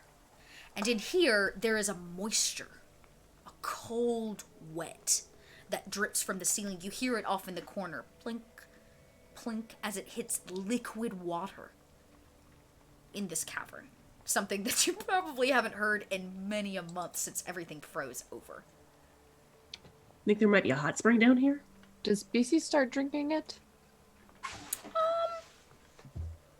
It's way off to the side, so you can't really see it with just the light area that the torch is hitting, but you don't hear her lapping it up, if that makes sense. She probably actually would have had to have joined your at your feet to be able to see. Okay. I will keep an ear out, noting that there's water there, but I won't take it for any drinking unless I see BC drinking it. Because he would know. He would be able to smell if the water's good. Yeah. least he doesn't seem quite interested yet. But as you kind of traverse forward, now the cart, you hear it roll in after you, not having received any signal of danger. Yeah, I will keep going. You do realize that the path kind of narrows, again, having to go one by one as it falls off in areas, as if it does go deeper into certain canyons and caverns. So keeping a good footing is going to be helpful. But you all make it through, guiding the horse slowly and surely straight ahead. And it eventually opens up into a proper cavern. But Frigg, you're the first to see it. A fire. Off to the side, off about 20 feet to your left, sits near a cave wall. Oh, thank you for those bits. We got another extra boost on our fate to the gods. As you see, there is a pot simmering over it. No proper tents, no sign of anyone currently. But there's somebody here. But what is so amazing to you that you actually have to stop for a moment is the fire lights up this cavern. It's covered in ice. This ice cavern glows and glistens with color. It is a beautiful sight to behold. But it belongs to someone else.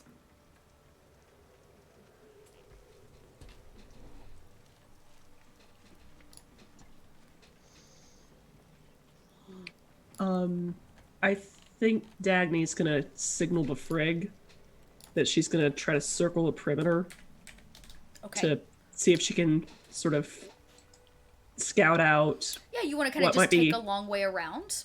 Yeah. Yeah. So we'll get the same awareness roll from you. Okay. This one will be, it's not as wide of an area, and it's actually well lit in this centralized place. So I would say you only need to probably roll a 10 for this. Okay. If you're looking just to see what you see. Okay.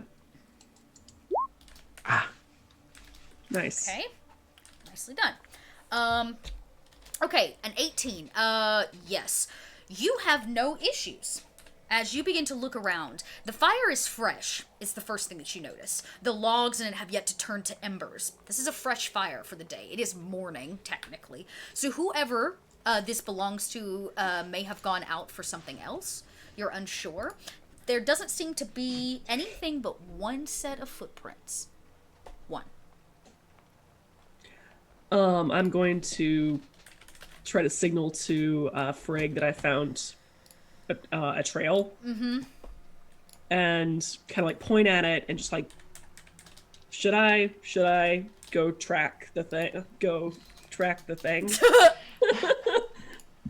At this point, we've got hand signals down. We've hunted together a lot. Yeah. He starts doing a moonwalk.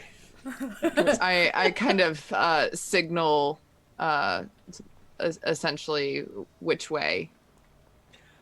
I point. Does it look like it's going away from the fire or The back footprints? towards where we are?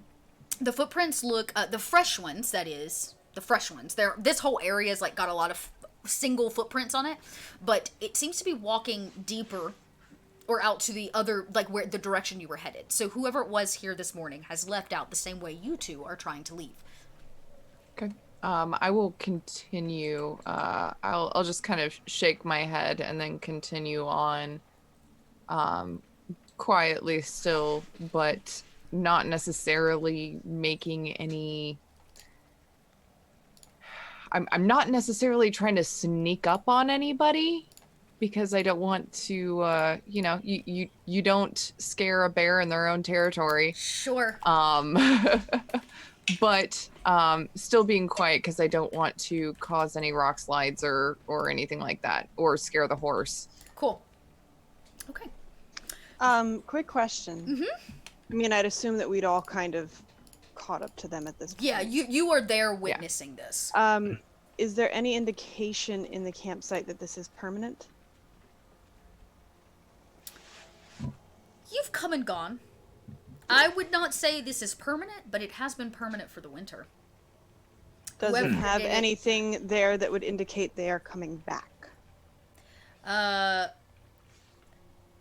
Yes, I would say it's very clear that they have burrowed down here for the winter. Just based on like a stockpile to the side, though there's no like permanent residence per se. They seem to be sleeping in furs on the ground. Yeah, actually, it's probably more like a hammock. They've makeshifted something.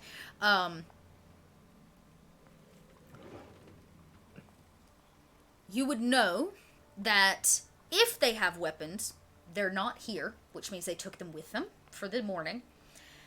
If anybody gets close enough to peer into the pot. Anybody get close enough to peer into the pot? Oh yeah, no, Gudrun is. You got to know what's in investigating. it. You lean over to look at what's in it. It's currently just boiling water, which tells you that if they're cooking breakfast, they haven't come back with it yet, or whatever they're cooking for the day. The personal belongings that whoever this is owns, like the single pack off to the side, tells you that they are an itinerant human. That they move, but the weather has kept them here for the winter. Okay. Gudrun will advise. She's just said, everybody, I suggest that we continue moving as quickly as possible past the campsite. Quickly. Argument's there. Don't touch anything. Got it. And as she's Right saying now. this, she's unhooking one of her many skins from her belt, and she fills it from their mead barrel very carefully, corks it, and puts it next to the guy's fire. I was about to say, there is a barrel of mead. But No, she's just letting him know that someone else was here. No one touched his stuff. right, we didn't take anything. And we left something for you as a thank you for letting us get through here. Edis. You've been quiet in all this, and I imagine, please correct me if I'm wrong, that you probably stay to the outskirts and watch all of this happen. Yeah, for sure.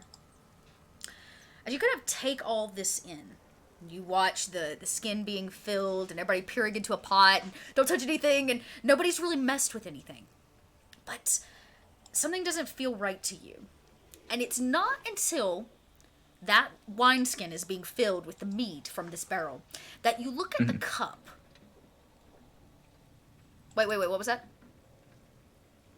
Oh no, you're muted. Oh no. Oh, there you are. I said not from his barrel, from our barrel. From your barrel. Okay, good. Okay. I'm giving our stuff to him. Oh, well, that's very different. As you watch, okay, interesting. Yes. As you watch the skin being left, it's the cup next to it that sends a strange warning sign up for you. It's rather large. Much larger than the average mead cup. And as you look down at your feet standing in the dirt, you realize that the track of this person, also rather large, abnormally so. Both your feet fit in theirs.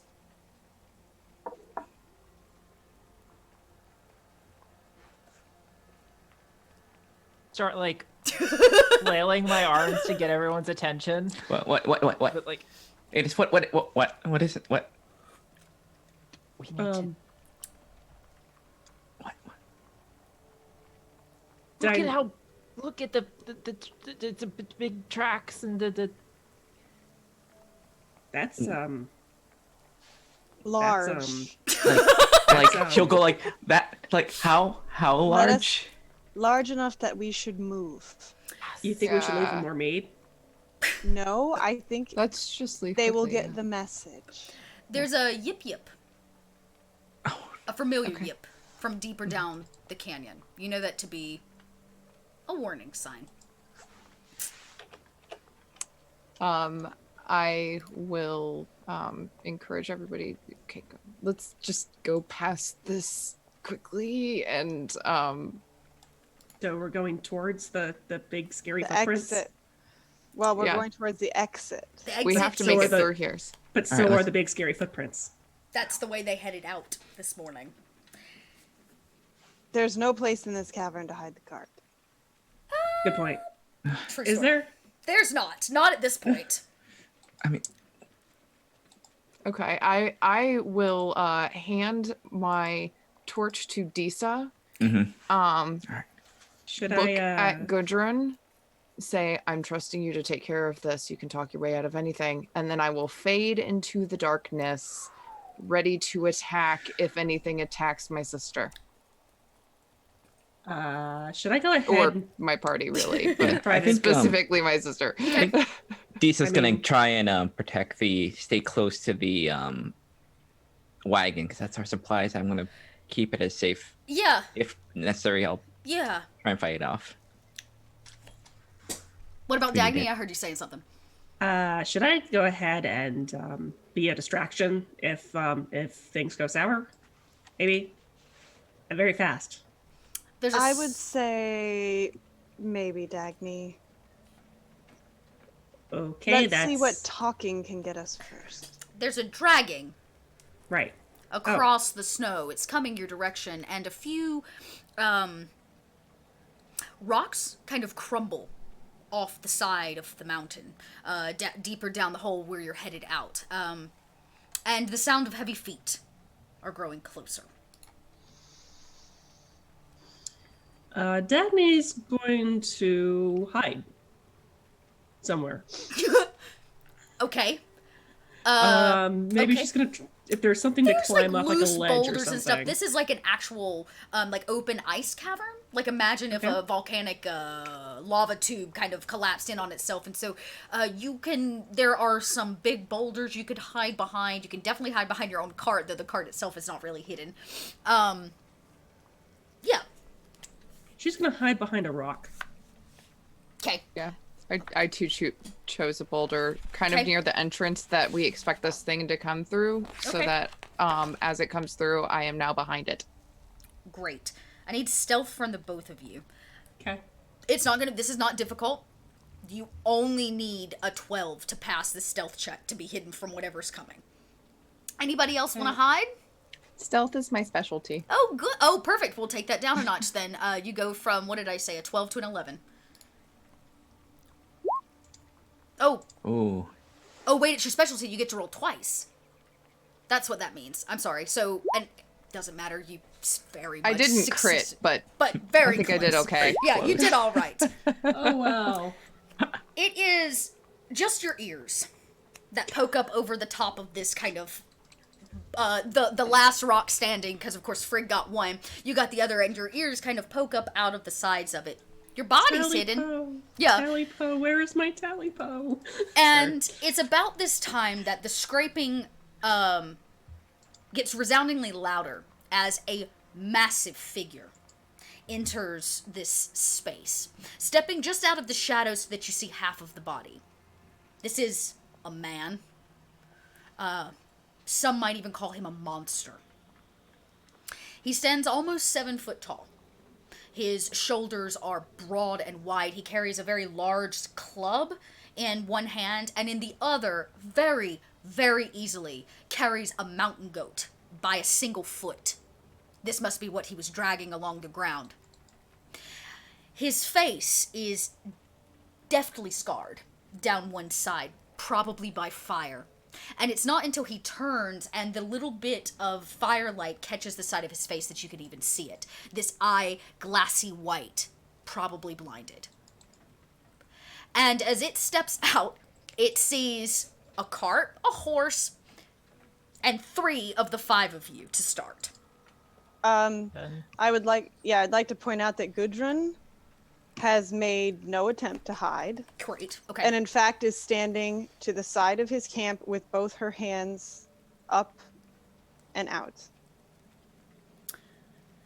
There is it a is just has both hands on her walking stick. Disa has the reins of the horse, just like holding it. the horse Dagny's pulls got her ears. ears just tug him down. The horse, you know this horse, Disa. You've probably spent more time with this horse than anybody. It is uneasy. The size of this person is off-putting. There's an energy, a presence that enters, and as both feet step out of the shadow and into the light, a deep, booming voice says, "I left for food, and came back to 5. 4. One of you's hidden. 4 of you. No, I'm not. He says, You see nothing, crazy person. he looks around, notes that there is somebody in the camp that seems to potentially be putting themselves out there. He turns, does not walk to you, and says, "What do you want? You are trespassing." We want only to pass through. I've left you gifts. We wish only to pass through your cave. Gifts? He kind of looks around, sniffs the air where you stand. He draws closer. He comes into his camp very nonchalantly. It is his. He slams. And I'm not standing in the middle of his camp, by the way. I okay, wouldn't good. do that. I would do off to the side. I would not be in the middle. Okay, good. He enters his camp area then, very clearly, slams this goat down in an area already darkened with dry blood, clearly where he cleans his catch on a pretty regular. And your presence does not stop him. Mm-hmm. He drops his club and pulls out a knife, and you hear it hit the body as he begins to cut it open and skin it right in front of all of you. He takes the innards, plops them into the boiling water.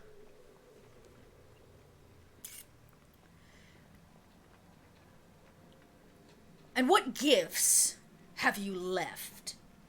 I don't get gifts very often. Our clan is famous for its mead. I have left you a full skin of it. Is that so? And who might your clan be? We are the clan of Heimdall's wolves. Not a blood raven, or not a grim raven. No.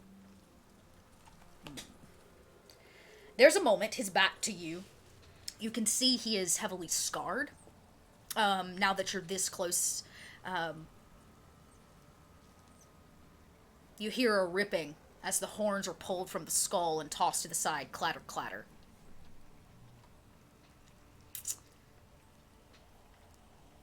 I do not know of these Heimdall's wolves, but I have little interest in fighting you all this morning.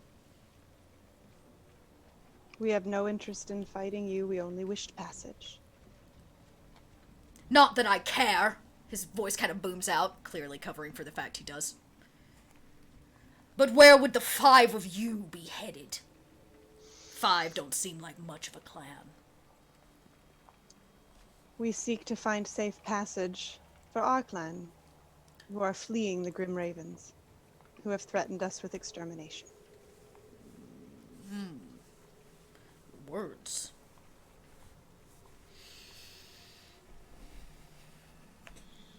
They are true. They are? So your clan will pass through here once again. My territory. I will definitely tell them to bring gifts for you. We do not dispute that this is your land. And where do you head, passing through here? We do not know. Not yet. We Brave. seek only safety. Then We lost many last winter. There's a deep breath as you say that. Many of us have lost things this winter. Yes. He gropes at a necklace that hangs on his, like around his neck. You may pass. And your clan, if they are as giving as you are, they too may pass. But I tell you, you will not find safety on the other side of this mountain. What will we find?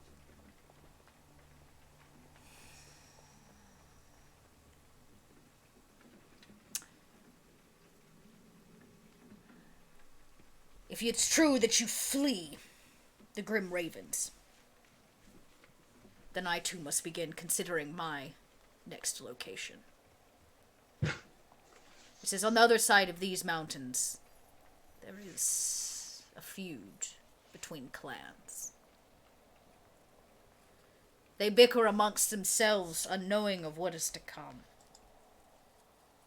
They do not listen well. But the dying skald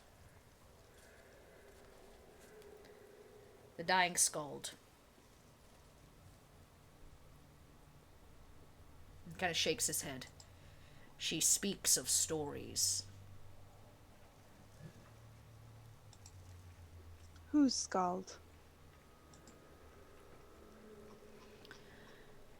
He, again, unsure of what is his to tell and what is not. Though he may live here, they are not his clan.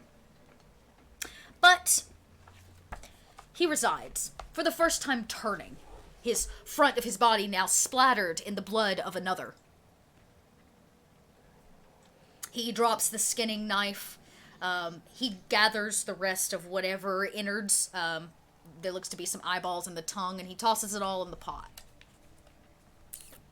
Warms his very dirty, bloody hands over the fire.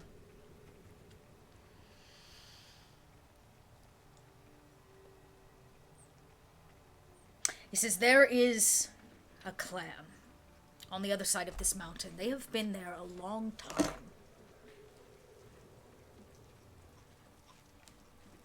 The Jarl mourns because their skald has sung their last song. He looks at you up and down for the first time. Not a warrior. Not a tracker. He smells the air. By the meat on your breath. A skald. Ah, you have the right of it, friend. He says, then you may have heard of this one. Queen Ingrid. Sister. The great skald. The greatest that ever lived, they say. He kind of leans into you. He is putrid from months being held up in an ice cave. Gudrun doesn't flinch. You can roll a lore I to can see if roll you know a this lore. woman. I will see if I know this woman. Where's my lore? Hold on. ¿Dónde está? There you are. Okay. Okay. All right. If you only want to recognize who this person is, she's pretty well known. You only need a 14 to do that. If you want to know a lot more, obviously you can go kind of above that. What is your heroic quality? Remind me again. Performance. I'm going to give it to you on this one. I will take it down by 1, so it goes from a 14 to a 13. I will give it to you only because she is, like, not a nobody. And as a performer of any kind, you would know of Queen Ingrid. I will also... Sorry. I will also spend 2 grit. To bring it down one more time. So from a 13 to a 12 is all you need. Beautifully done. Take your 2 back to your grit. Take it back down to. He says, I see by that glint in your eye. You know who I'm talking about. There's no one alive who doesn't know what you're talking about. He says, well, then you better hurry. Because the neighboring clan has caused some problems. I stay out of their way. But Ingrid is ready to sing her last song. Well then, I should be there so I can learn it. He kind of laughs again, and he says, that is if she finds you worthy. I have my ways. He kind of snorts, knowing that you had his way with him and convinced him not to kill all of you. You are a charismatic one. He says, She will do a bow. He kind of nods again. What a scald you are. And he looked for the first time around to all of you. Seeing the ears, probably now poking just a little bit more as you take this conversation in. Can he see me? He cannot. You are the only one. He has no idea. You far outrolled him and he has no idea you're there. Perfect. I will essentially stay where I am until they're leaving, and then I'm gonna just like sneak in front of the wagon. Okay. So that he never sees me. He never sees you. Yeah, he has no idea. He only thinks there's 4 of you. But he does make his eyes around, making contact with Diza, Adis. He looks at all of you, and he says,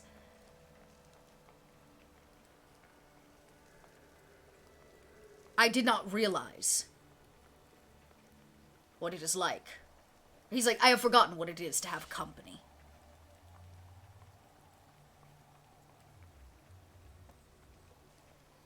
Be gone. When we find somewhere safe, I'll come back and sing you her song. He laughs. If I am still here, I shall look forward to that. Your name, friend? Ah. Yes, well, he kind of laughs.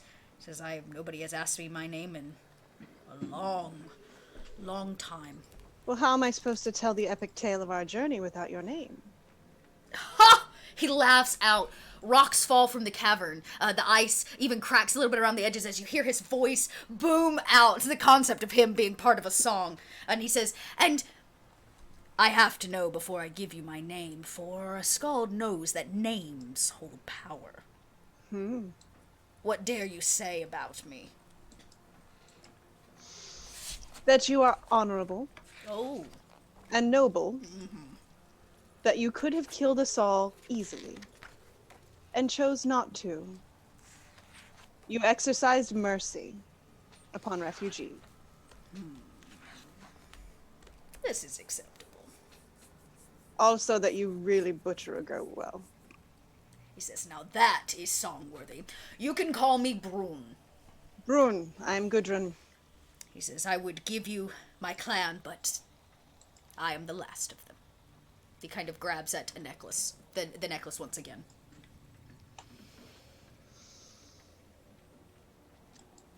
We were all the last of us once. He looks around and he says, well, you seem to be in good company. We try. And he says, be on our way so that we do not bother you any further from your meal. Yes. Back to my meal. He says almost with a little sadness, knowing that he will share it by himself.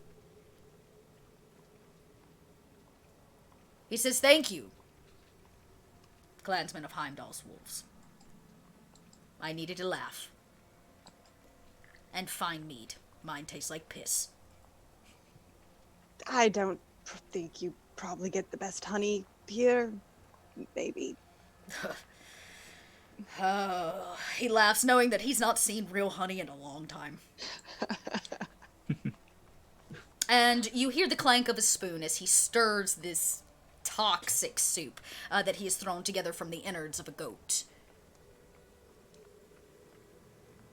He doesn't make eye contact, he doesn't say anything more, but he lets the 5 of you continue along your journey. The giant in the mountain, they call him. Adis lingers and will slowly approach him as everyone else is leaving and will quietly say a prayer and blessing of the Norns, just loud enough for just him to hear. He says, thank you. I could... It's been a long time since I have had a blessing.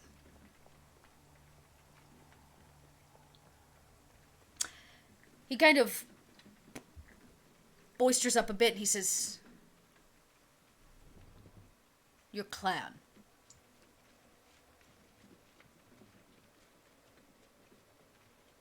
What about them? Do they...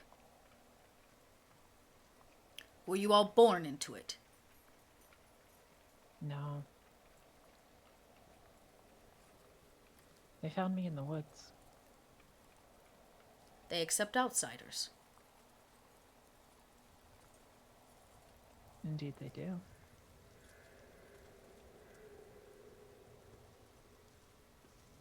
Thank you for your blessing. Here. He reaches over and grabs one of these kind of twisted horns off the goat and plops it down into your hand. It's significantly larger, having to send in both of yours as he only took one. He says, it will sell for much, and will do you more good than me. I don't do gifts well, so there. Be gone! His big booming voice kind of says. Your kindness is appreciated. Adis just turns and, like, walks away. Very awkward, like. And he actually watches. You walk as we see the back of the cart roll kind of out. Frigg slips out from the darkness. He never knows you're there. And he watches as all of you disappear into the shadows. Continuing forward into the darkness of this cavern, and hopefully out the other side next episode. Because we done. Because that's all. That's all she wrote today. Thank you, all of you. Thank you, chat, for being here tonight for what is the second episode of HEIM, a North Sea Epilogues campaign. If you're enjoying this, I want to remind all of you, go tell somebody. Not just about our show, but about this game. I love this game, North Sea Epilogues. Made by Renegade. Hang on. There we go.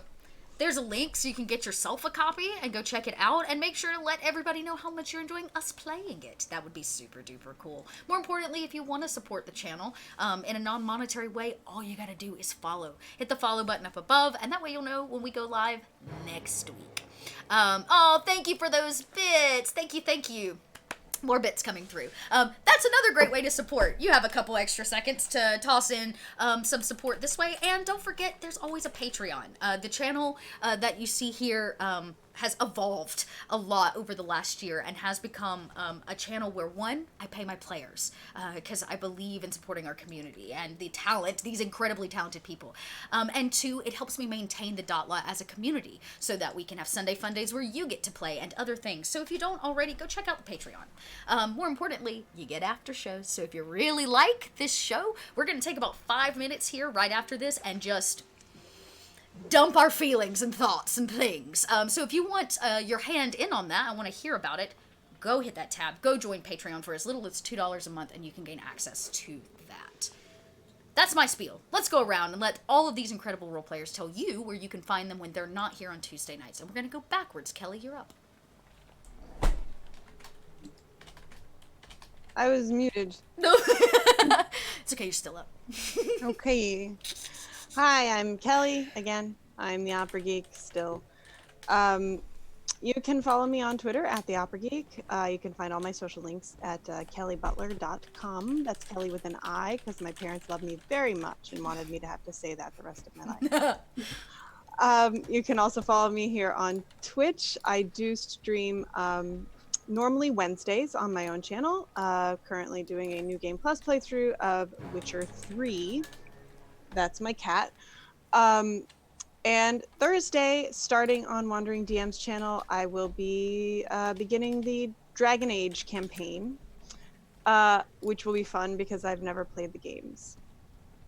And I'm just making it up as I go along. But feel free to toss me a follow here on Twitch and follow me on Twitter for updates.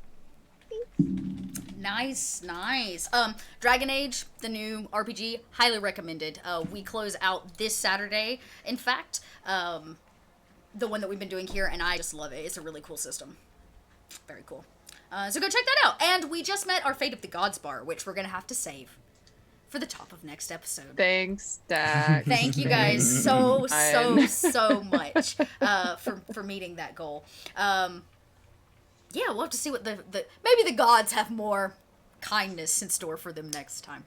But speaking of the gods and seer of such, Kika, tell us who you are and where we can find you when you're not here being our seer. Okay, thanks. Yeah, I'm out. Hi. Deuces. Hi, I'm Kika. You can find me on Twitter at twitter.com/KikaVO and occasionally on twitch.tv/Kika, but mostly on wonderful streams like this.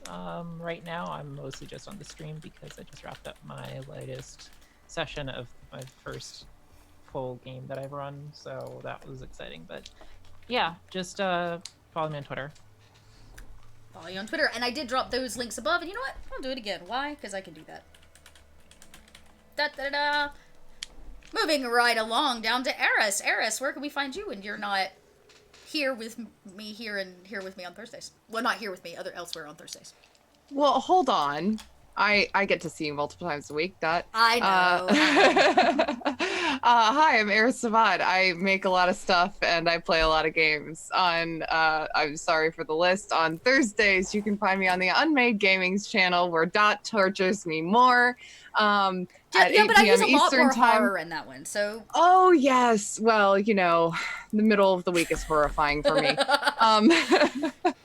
8 p.m. Eastern time on Thursdays for Void, which is a Coriolis campaign. Fridays is also horrible with a Planescape horror game on Sabric's channel on Twitch at 8 p.m. Eastern time. Sunday is a lot more horrible in a different way, but also a wonderful way. I will play Celix on Sunday Friends at 4 p.m. Eastern time on the Open for Adventure channel. And you can thank Dax and Sombero, who, yes, they're over there. You could thank them for filling up our bar. Yes, thank you very much. I think that's it. And then today, yes, it's already Tuesday. I'm going to stop now. It's already Tuesday. What day is it? It's always Tuesday if you're me. Let me tell you, I feel that hard. Awesome. Yes, definitely check all that out, and I will speak once again to the Coriolis campaign here at the end. Shauna, what about you? Where can we find you? You can find me at Flying Cirrus on Twitter, where I have most of my art and the stream games that I'm playing throughout the week. It's been a lot of portraits, stream overlay stuff, and actually stickers for the Asians Represent podcast, so I'm happy for that. Yeah. Okay, so we all know here, if you don't know on the dot lot, Shauna's stickers are best stickers. Oh, thanks. Best. I've got the witch girl ones. I was about to say, I got mine. I don't even know what to stick them on. I've not put them on anything because Aren't they're they so pretty? good. They're so The good. Witch Girls recently went on my luggage, and it was a good decision. But also, Shauna's done some artwork for me too, and So I love good. it so much. You can get it on my website right now. Yeah. I also did the artwork for the Monday game that I was running that just wrapped up yesterday. So clearly, Shauna needs to do all your artwork too. It's good artwork. Mhm. She's amazing. Yep. Thank you. Awesome. Anything else? Was that all of it, Shauna? I didn't want to skip over you. For next time, off for me, it's gonna be off the table. At 9 p.m. Eastern. It's Rebirth, a diceless game where we play. It's a very anime game where we're basically playing gods and the gods' avatars. Oh, It's gonna be interesting. wild. That's kind of cool. All Mhm. right, check that out. And Catherine. Oh, hi. Yes, you can find me on my website, thegluttonousgeek.com, where you can find recipes inspired by video games, movies, television shows, and tabletop role-playing games, including web series and whatnot. Actually, I am going to try my hardest to get out the recipe I have inspired by this campaign. Oh. I've got some herb lefse, inspired by our North Sea Epilogues, with a buttered mushroom filling to go along with it. Oh my god, that sounds so good. It tastes amazing, and best thing ever. Why are you having a making things I could never make? I know, right? Like, Um, amazing. Can you just start mailing it to us? Well, you are going to be in town in like, what, a few weeks? That's true. I'll cook some stuff. That's true. But anyway, I also have a cooking show weekly. It doesn't always happen. I try to keep things updated, but it's usually Wednesday nights at 7 p.m. Eastern on my channel, twitch.tv/thegluttonousgeek. I am making a Pathfinder-inspired recipe tomorrow evening. Kind of a rack of lamb with kind of mustard fish sauce paste and herb polenta. Should be delicious. And coming up on the 20th of this month, I will be on Flipping the Tables channel, playing as a goblin. We're basically going to be the Goblin Avengers. You should watch. Wowzer. Yeah, you should. We'll also be able to see Goblin Katie, Evan Brando, nice. and a couple of other. Really You know how cool much folks. we love that goblins here on the Dot Lot. We all about them goblins. I'm okay with that. We got that gob life happening. We're gonna be combos. Combos, awesome. We'll go check that out. Yes. A bunch of Atlanta folks that also have my heart. Another great group here out of Atlanta. Awesome. I'm Yes. Dot. Thank you for being here, all of you.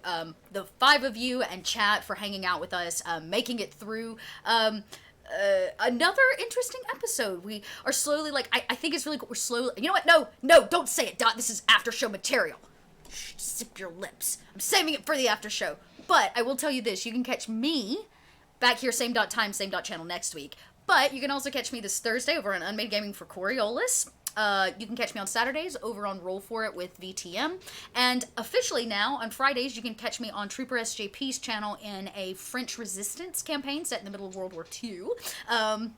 Your girl's gone blonde, so come check it out. If you don't think I can pull it off well, I am. You're wrong. You are so wrong, because I am pulling it off. So yes, come check that out. It's very, very interesting, and we're using Fate, and you all know how much I love Fate as a system. So, and Trooper's doing an incredible job GMing it, and really diving deep into the Fate system. So very, very cool stuff happening there. Oh, I have a special announcement for this month. It will be coming out to the socials next week. But for all of you that are Animal Crossing fans, I will be doing an all-day stream on March the 20th for launch day. I'm going to get up that morning and we're going to do kind of a pre-intro live stream, and then I'm going to go to Best Buy and pick my copy up. And then come back, and we're going to do like a giant stream all day. So if you want to get first look at it and watch me pine over the hell I'm going to name my island and my character. Actually, no, I got my character name. The island name, we still got to figure that out. But you can come watch it. Like I said, I'll be doing somewhere between 6 and 8 hours, depending on how quickly I can get to Best Buy and back with the brand new copy. So yeah, just be prepared. An all day Animal Crossing right here on the Dot Lot, because it is literally... and was literally my favorite game. Middle School Dot is gonna come hard and fast at you, so just be prepared. Other than that, this Sunday here on the Dot Lot, we are closing out our Dragon Age campaign. So join us at 4 p.m. Eastern Standard as we put a nice little button on the end of a very interesting short-run Dragon Age campaign. That is it. That is all I have for you. Thank you all for showing up. We're gonna go raid somebody because we have a lot of love to give. Let's go see who we can raid. Maybe. Bob's on and Bub's says what on. DM Oh, yes. and Unmade Gaming. Oh my god. Yeah, but you know, So many people. I was about to say, Mike's getting done. They running over. All right. Oh no, they'll go till 10. They have another 30 minutes. Well, my computer's being... Or you could raid Simon, Wandering DM. Oh, yeah. Witcher game. Is he on right now? Let's do that. He is. I tried to always, like, spread it out. I think I did Bub last week and I did Mike last week. So we'll do... You said Wandering, Wandering DM. DM. Wandering DM. And this is the Witcher game that Kika and I will be on when this game is over. Oh, well, even better. Wandering DM, we're going to start that raid. Everybody go out, go show them some love, hang around for a minute, throw some emotes out, make them feel totally welcome, and show them what the Dot Lot is all about. Until then, we will see you all next week.